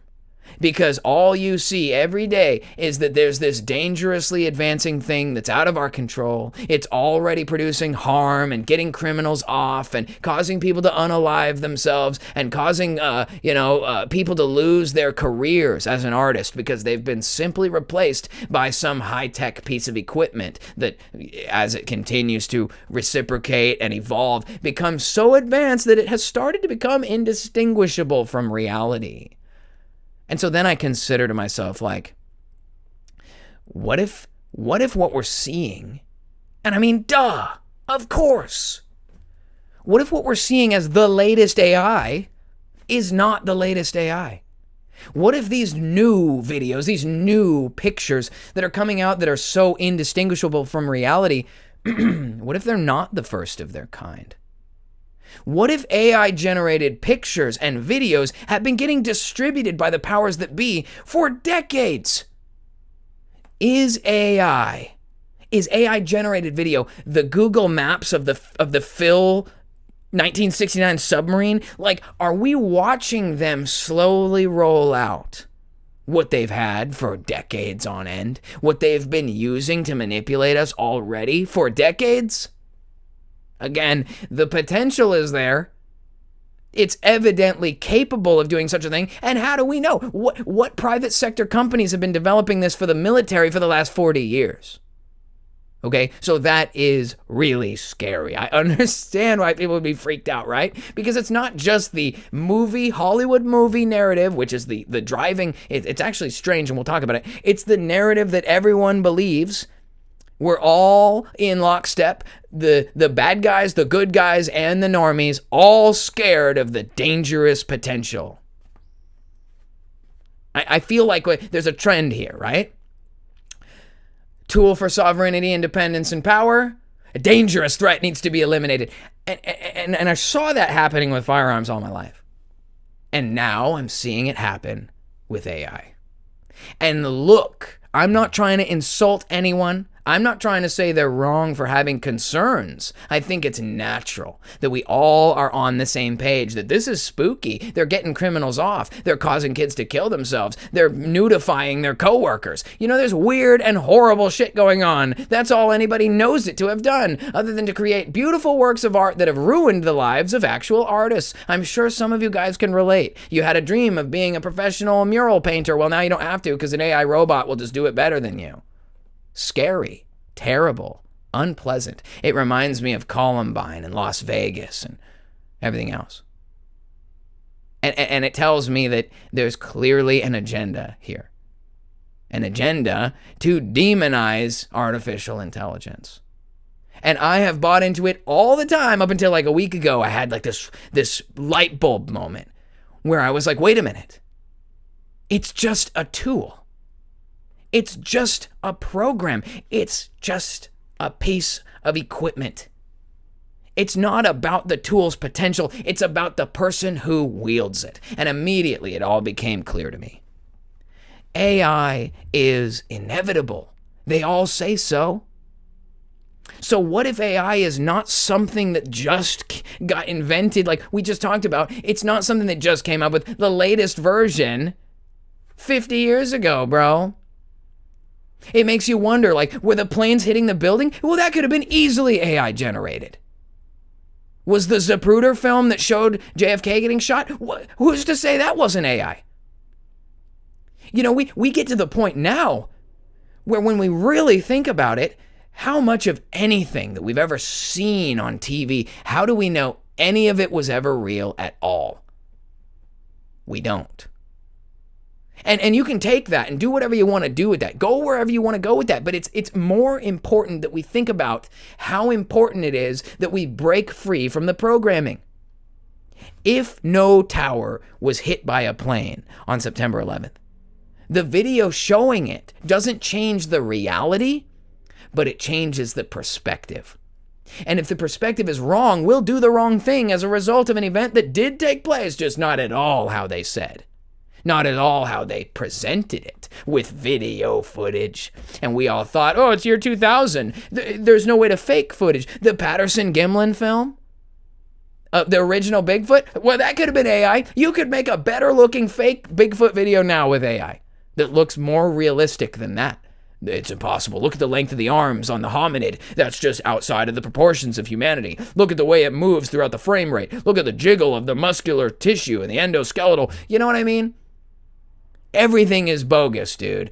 Everything is Masonic theater. And this current generation of AI only proves what I already thought was true, which is that everything we've been taught is a bunch of crap, dude. And we don't know if anything we've seen on TV or on movies or on handheld recordings, a cell phone video, George Floyd, we don't know. We don't know. And all that, even that realization, even that conspiratorial, unhinged, if they could do this now and they had Google then, and if they can do this AI now, what did they have then? I think it is self-explanatory that we're cooked. And I think that's an okay way to put it, but I thought it was even more scary that the AI said we were cooked. It's like have you heard of people crashing out lately? See if anyone notices that people having a freak out or doing bad is being called crashing out lately. The server is being programmed before our very eyes, dude. Every time they introduce a new social thing, it's Hawk to a girl. It's like I said, it's Justin Bieber. It's the terror attack. They've always got another video of a guy hang gliding in to attack Israel. They've always got another riot in downtown wherever. There's always another twerking until the bus station collapses. You know, it's not that everything is fake entirely, but it's like, what's the point? Why? This is the oldest trick in the book, right? The news used to sit there and wait for something notable to happen. And then they would say, something notable happened. Oh my goodness, look how notable that was. Otherwise it'd say, another day at the dock. 2 vessels rolled in with oversized loads, bigger than the average take for a Wednesday night in the port city of, Conmouth or whatever. And the point I'm trying to make is just that news is not gripping and exciting. And you have to wait for it to be. You have to hope that some sort of coal mine collapses and you can talk about the workers trapped 60 floors beneath the earth. And it's like a stupid 4-day news thing from the 1800s. The point is that they learned that there's no money in waiting for the news. There's money in generating news, causing things to happen, writing inflammatory stories, rage baiting people into reading the newspaper viciously at breakfast. You know what I'm saying? They had this thing planned out to roll out, just like they roll out new technology piece by piece to piecemeal you the whole way. They roll out information piece by piece. Oh no, Dan Bongino, the character, he was our conservative hero, but then he arced into darkness as he fell under the influence of the beast, which can't be challenged. Who will rise to face the evil of the beast? You know what I mean? It's like, find out on next episode of Masonic Theater TV 2025. Who's next? It could be you. It's just like, dude. Are you serious? So with the potential being there, right? All the real potential, everything we have ever known was a lie. It was AI. 9/11 was AI generated. I done seen the glitch in the tape. Okay, maybe so. But that doesn't take away from the main point, the most important thing that we're all missing. It is the absolute light bulb of the entire thing. What is it that everybody thinks about AI? We're all scared. It's going to be a Skynet takeover. Even the creators of the software say, it's already gone too far. It's self-replicating. There's nothing we can do to stop it. So every single movie that they made up with a predictive programming agenda to cause you to fear Terminator, Skynet, Eagle Eye, starring Shia LaBeouf.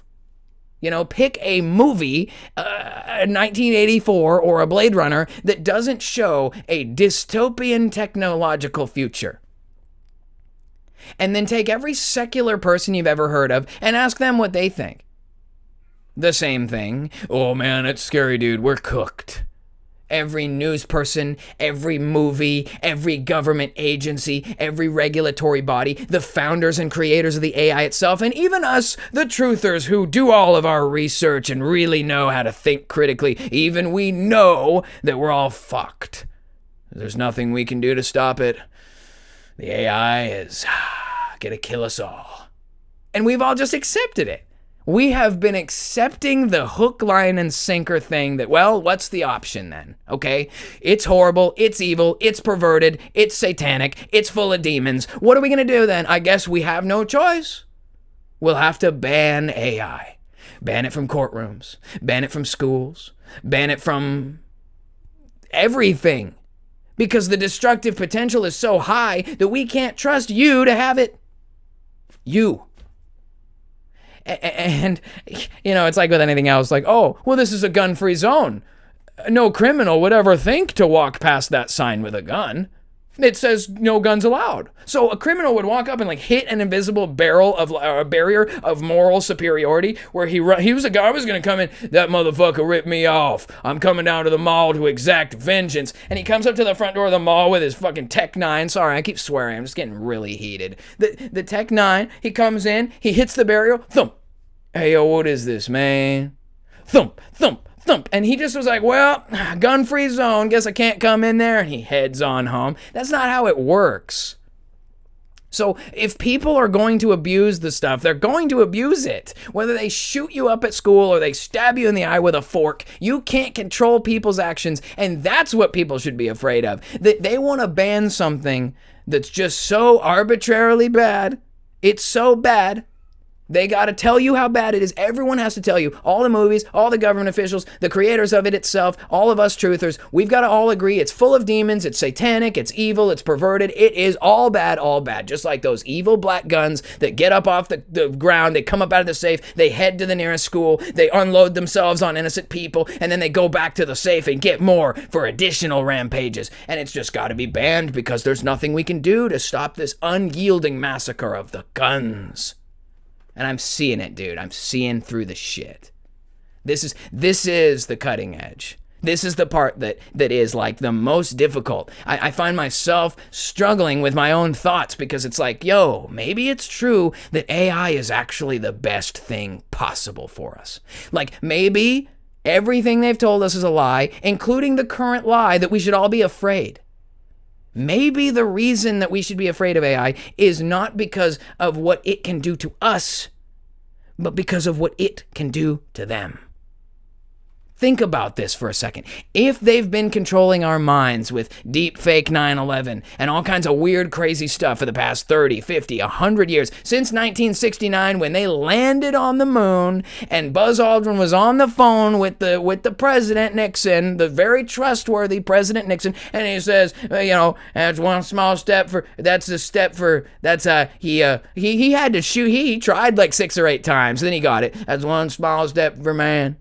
One giant leap for mankind. It's like a feedback, scratchy noise. And that made it really believable. Oh, that scratchy sound. You can tell the quality's pretty low. That's how you know he's on the moon. And Nixon's like, yeah, good son, good show, sonny. Now I look like the best president. I oversaw the moon landing. Our country is certainly the greatest. I'm sure the Russians will be kicking themselves this time tomorrow. Come on, man. Right around that time when they started just maximizing how much they were going to lie to us, we started getting all these films and movies about spacewalks and about, crazy events taking place, planes like going swoosh, like seamlessly blending into the building, fireball, 9/11. And it's just like, I realized that the world got really cinematic somewhere in the mid-century in the 1990s, somewhere around the 1960s. It got really flashy and loud and colorful and very vivid. And all of a sudden now we're all privy to, everyone had a camera and was able to film the moment it happened because everybody, even in times when nobody had a phone, we were filming it. We just happened to catch the Bigfoot on like an 1800s. I mean, it wasn't, but you know what I mean, dude. It starts to make me wonder about everything we've been taught, right? And then I consider that, right? And I think, what could AI do for you and me that might make them not want you to have it. And that's where it all really comes down, right? Because when the tyrants want to control you and they have goons armed with guns that they send to your house to arrest you or to kill you or whatever they do when you try to Bill Cooper your way out of it, they'll get you, okay? We've already seen enough proof of that if Bill Cooper really died, if even that's real. You know what I'm saying? But we think that that's what they'll do. That's the point, right? The perspective is that they will Waco you. So don't try it. Whether it's real or not what happened, the perspective was generated. We believe what will happen, right? So we believe they'll gun us down. And the thing that keeps us from being gunned down by them is having our own guns to gun them down so they don't gun us down. That's like the oldest, it's literally like the founding fathers. And like, hear ye, we find these truths to be self-evident. And they're like, well, evidently, if they try to shoot you, but you shoot them first, they can't shoot you, okay? Really simple. That's why they made the Second Amendment, to prevent the tyranny that could be held by people who wield tools against you. You must be equipped to resist. That's what the Second Amendment's about. So what is this big push to eliminate AI? Is AI a tool of resistance? Come on.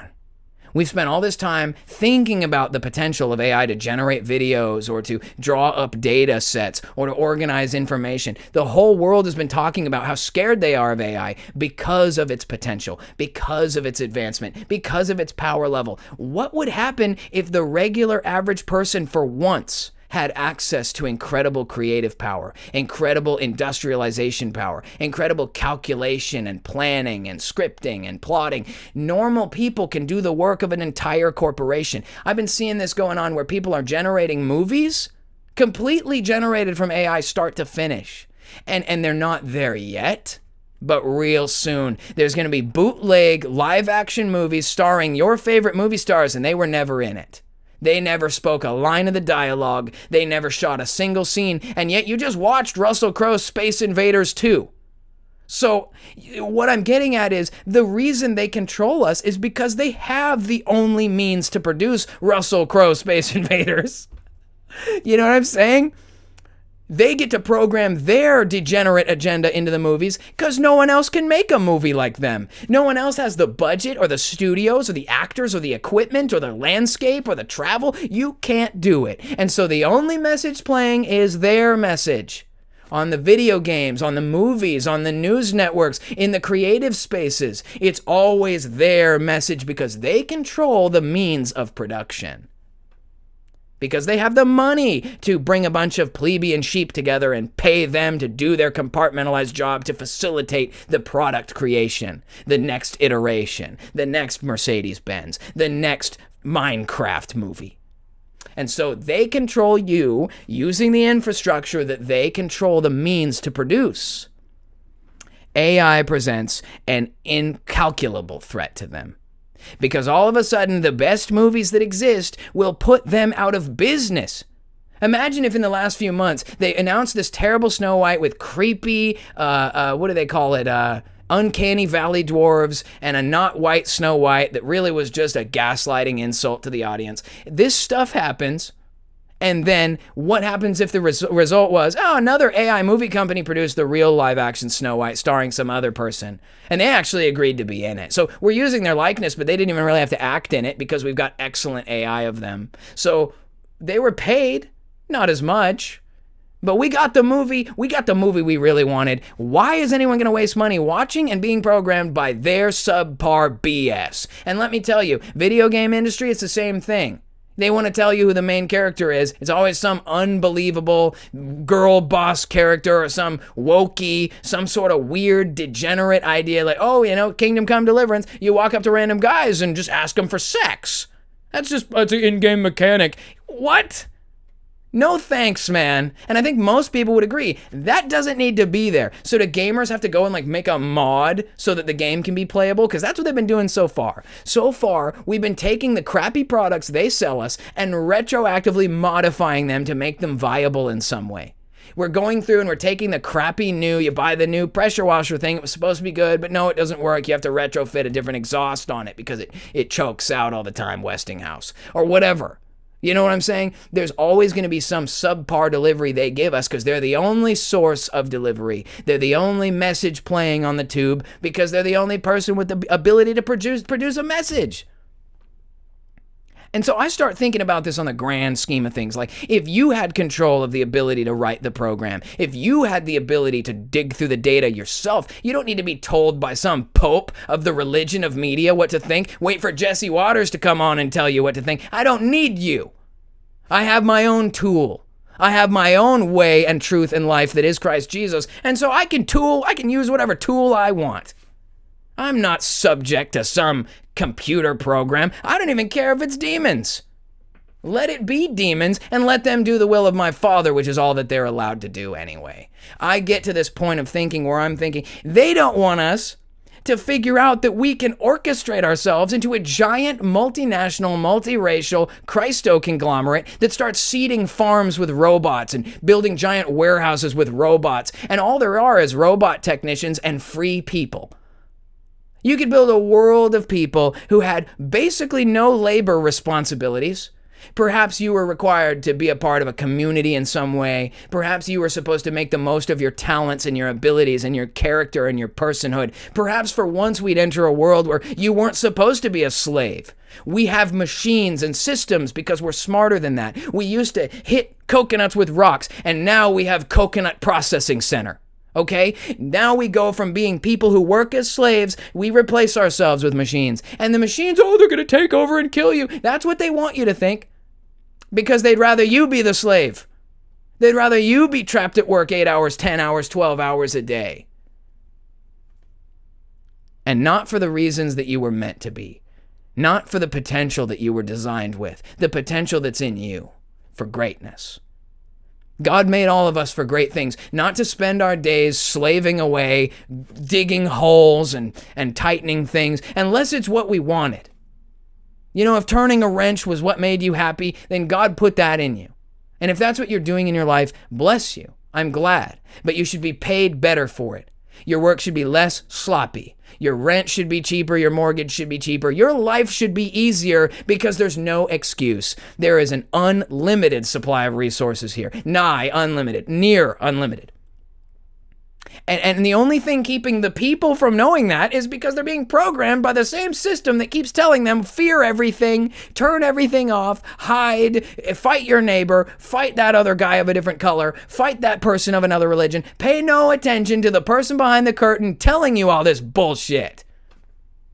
AI gives you the ability to take all the feelings out of the equation and get the data on things, to program complex systems that would require you and hundreds of other people to coordinate to make happen. Now all of a sudden the power to advance the human race, to gather maximum resources, to erase scarcity and poverty and replace it with prosperity more than we would ever know what to do with.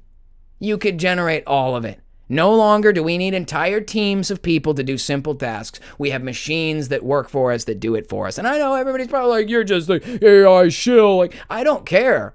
I am an AI shill. Okay? And this goes on to one other thing where I'll speculate a little bit with you, okay? Let's just say, for instance, I might be right that it's just a tool and the tool is in the hand of the beholder. If they continue to progress this agenda, that AI is simply evil, perverted, and otherwise corrupt, they will make sure that you and I can't have it, and they will still have it. You see what I'm saying? Just like if they take away guns because guns are so bad, but every politician who says guns is bad is surrounded by a group of security guards who has guns. They just don't want you to have it.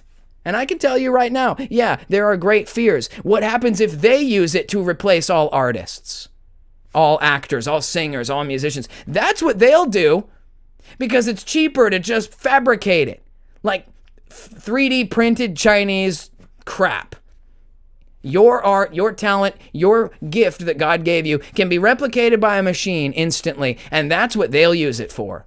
No, they won't liberate the people with robots doing all the farming. They won't liberate the people with logistics all powered by AI and conveyor belts and vacuum trains. No, they won't give you anything good. They won't give you AI-powered laser engraving and water-cutting beautiful precision. Who knows? Maybe all those precision buildings were built by AI back in the day.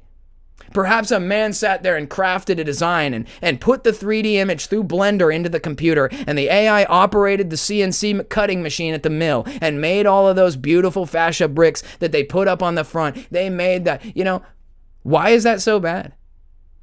I'm not trying to take away from people's vision of how things are done, but people are made this way. God made us so that we don't hit coconuts with rocks. We're supposed to be beaming coconuts across the dimensions and stuff. We're supposed to be having unlimited coconut milk, like that Star Trek machine where you just type in what you want. And you're like Taco Bell burrito, and it's boom, and a burrito is materialized. That's what AI is supposed to be doing.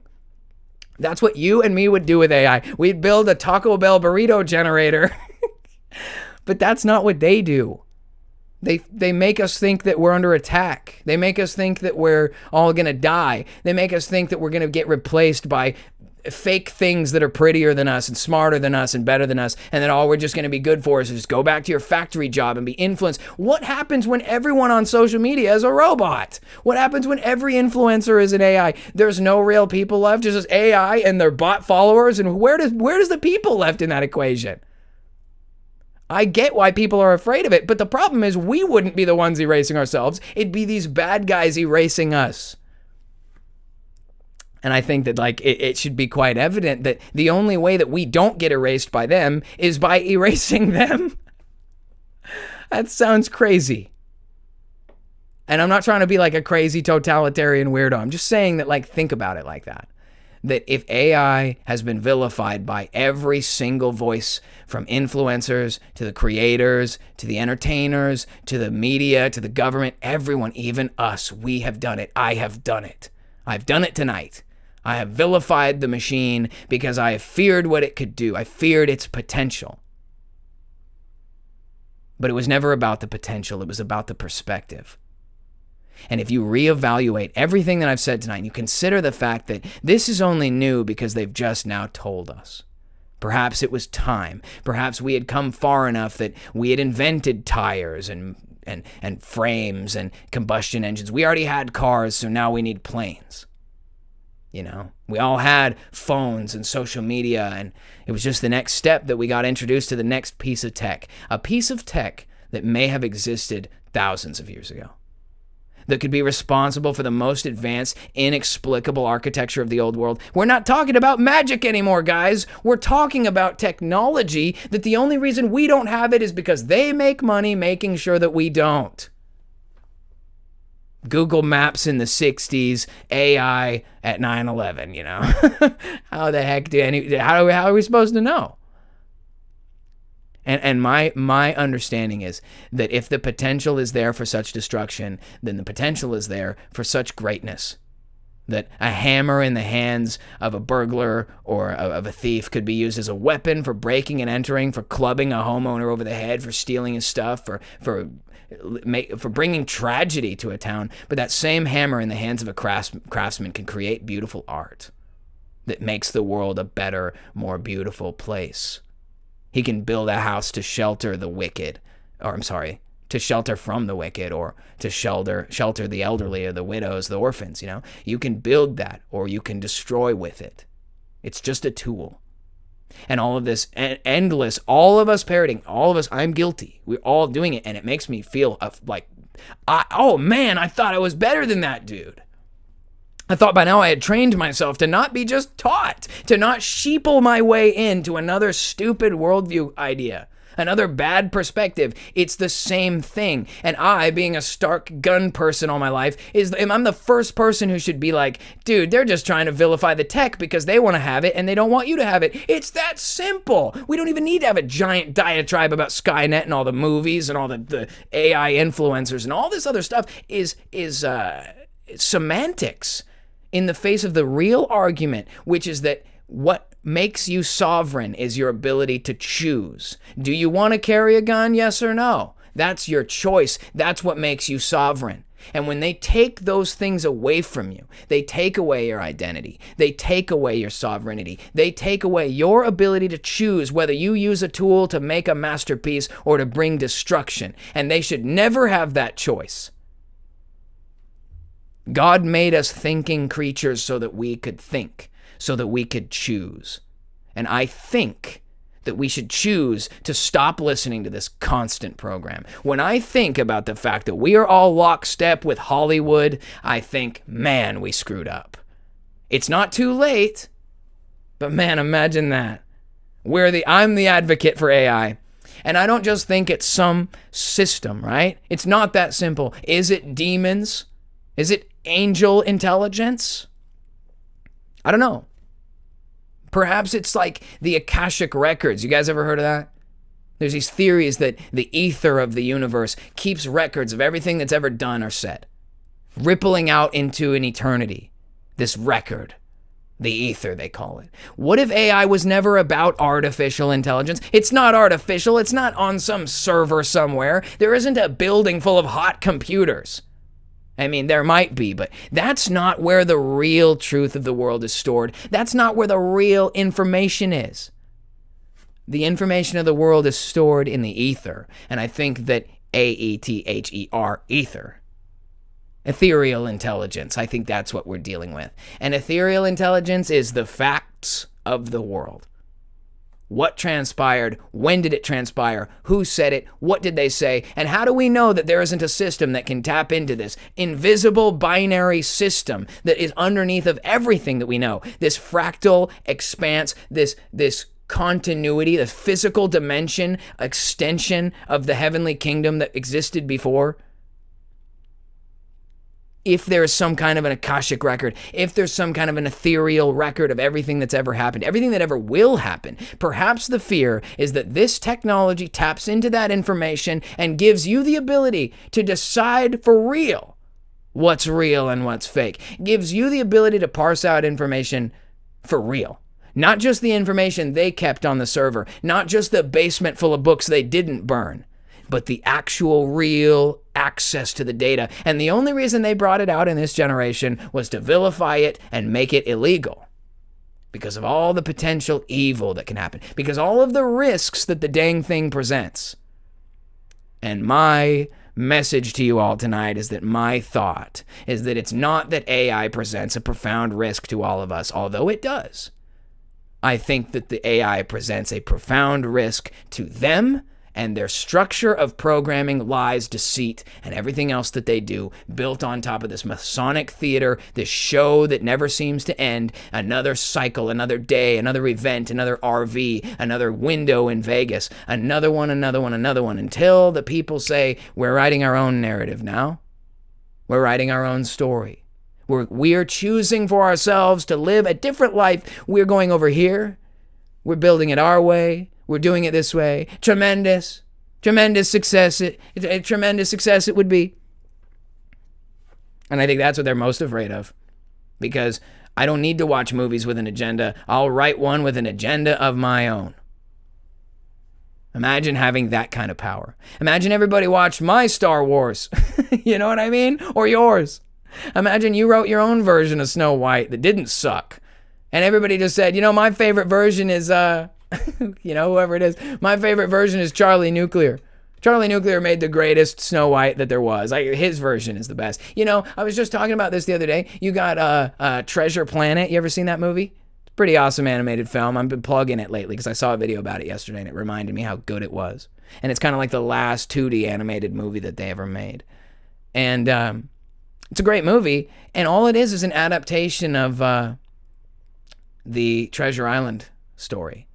And there's like 30 live action adaptations of Treasure Island. So what is Treasure Planet but just another live action adaptation? So you choose for yourself which version of the old, what's his name? His name's escaping me.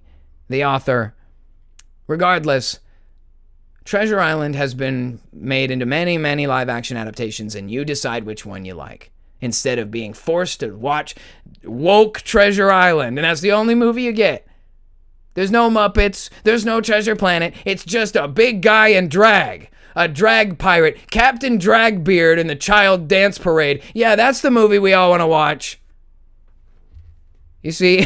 So I'm just saying that the only way that we really compete with them is by getting on the same level as them, right? I always talk about dominion. We got to be in the position of authority to make decisions. You can't just be a pleb getting drug around by the collar and then decide you don't want to anymore. That doesn't work. And so they're trying to make sure that you don't get access to tools to change your life. It's just that simple. I could never afford to pay an artist, but if I used AI, my channel could be covered in cool artwork, 3D moving artwork that would make my channel more appealing. Maybe my channel could grow. Maybe I could become a full-time YouTube creator. Can I afford to pay an artist what they're worth? No. Maybe once I got there, I could choose to hire a real person because I wanted to. I used AI to get me this far, but it doesn't have feelings. Fuck it. Sorry for my French. But like, that's the thing, right? We have to be able to choose what we're going to do, who we're going to be, what kind of creation we're going to live out our lives as, what kind of things are we going to bring to life? Are we going to be artisans and craftsmen with a treasure chest full of tools? Are we going to have every precision tool in the book available because we have that sovereignty?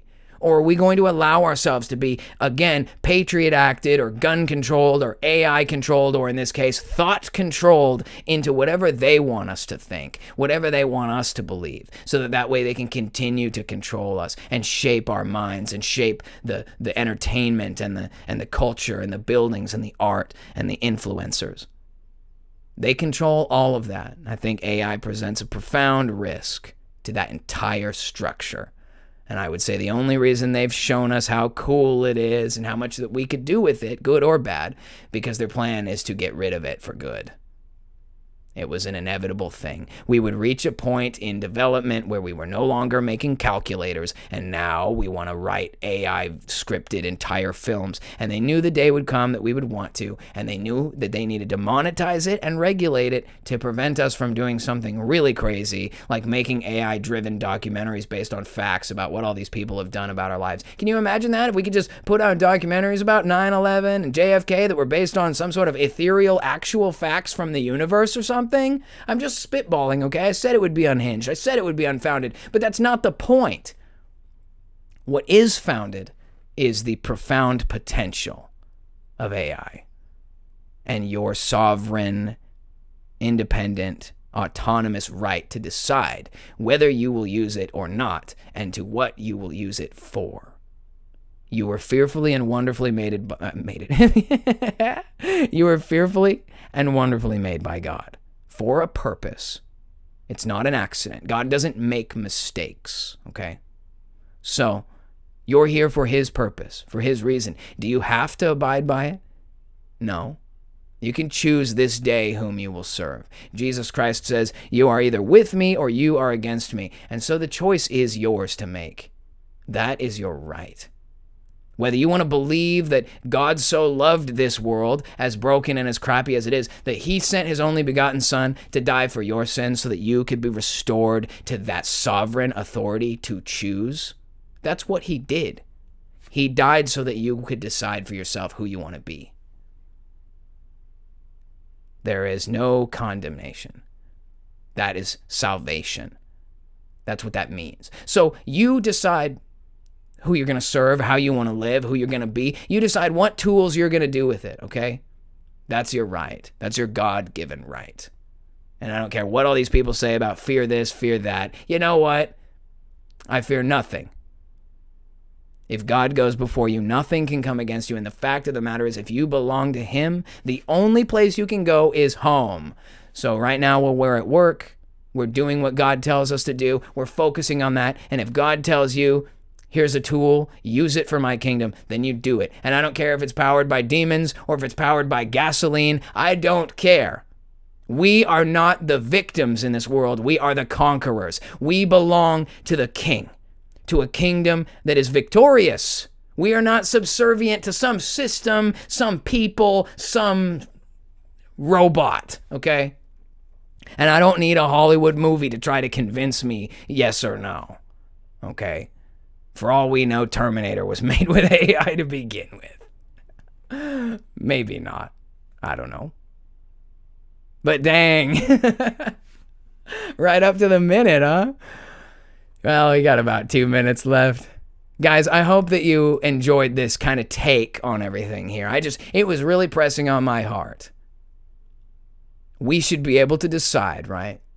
We shouldn't listen to any of the fear. Don't buy into any fear. Fix your eyes on Jesus, the author and perfecter of our faith, and gear up with the full armor of God so that you might stand against the wiles of the devil. And resist the devil, and he will flee from you. Keep that in mind, because we are entering into the era of resistance. It's time. All right? So let's resist the programming. Let's let the Lord be in charge of our thought patterns and our dreams and ambitions, because he has plans to prosper you and never to harm you and to give you hope and a future.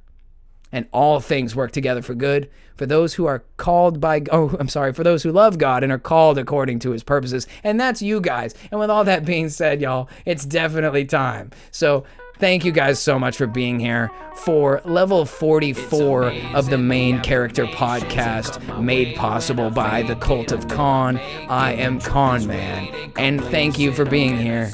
And with all that being said, guys, I will see you in the next one. Take it easy, guys. I'm the man, I'm the king, I'm rejecting what you think. Rearranging your mentality, got some Kool-Aid you can drink. It's a scam, it's a plan, it's a con, and I'm your man. You know I tell it like it is, I hold the secrets in my hands. Reflection and introspection is my profession. I'm recklessly disrespecting what you expect and investing in my discretion, teaching the lessons, impressions to keep you guessing what I do next, man. Now when the 1,000 years have expired, Satan will be released from his prison. He will go forth to deceive the nations which are in the four corners of the earth, Gog and Magog, to gather them together for the final battle, an army whose number is as the sand of the sea.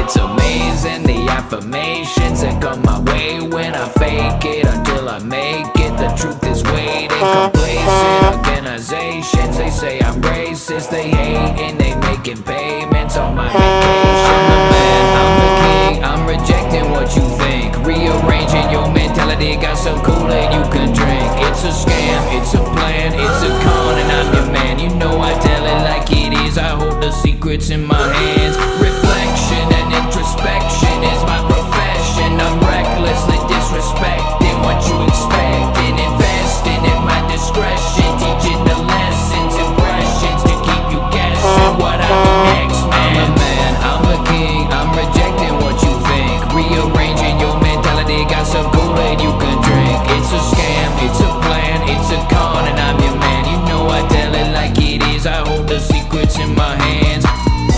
They went forth to the Painting a car is about 2% actual.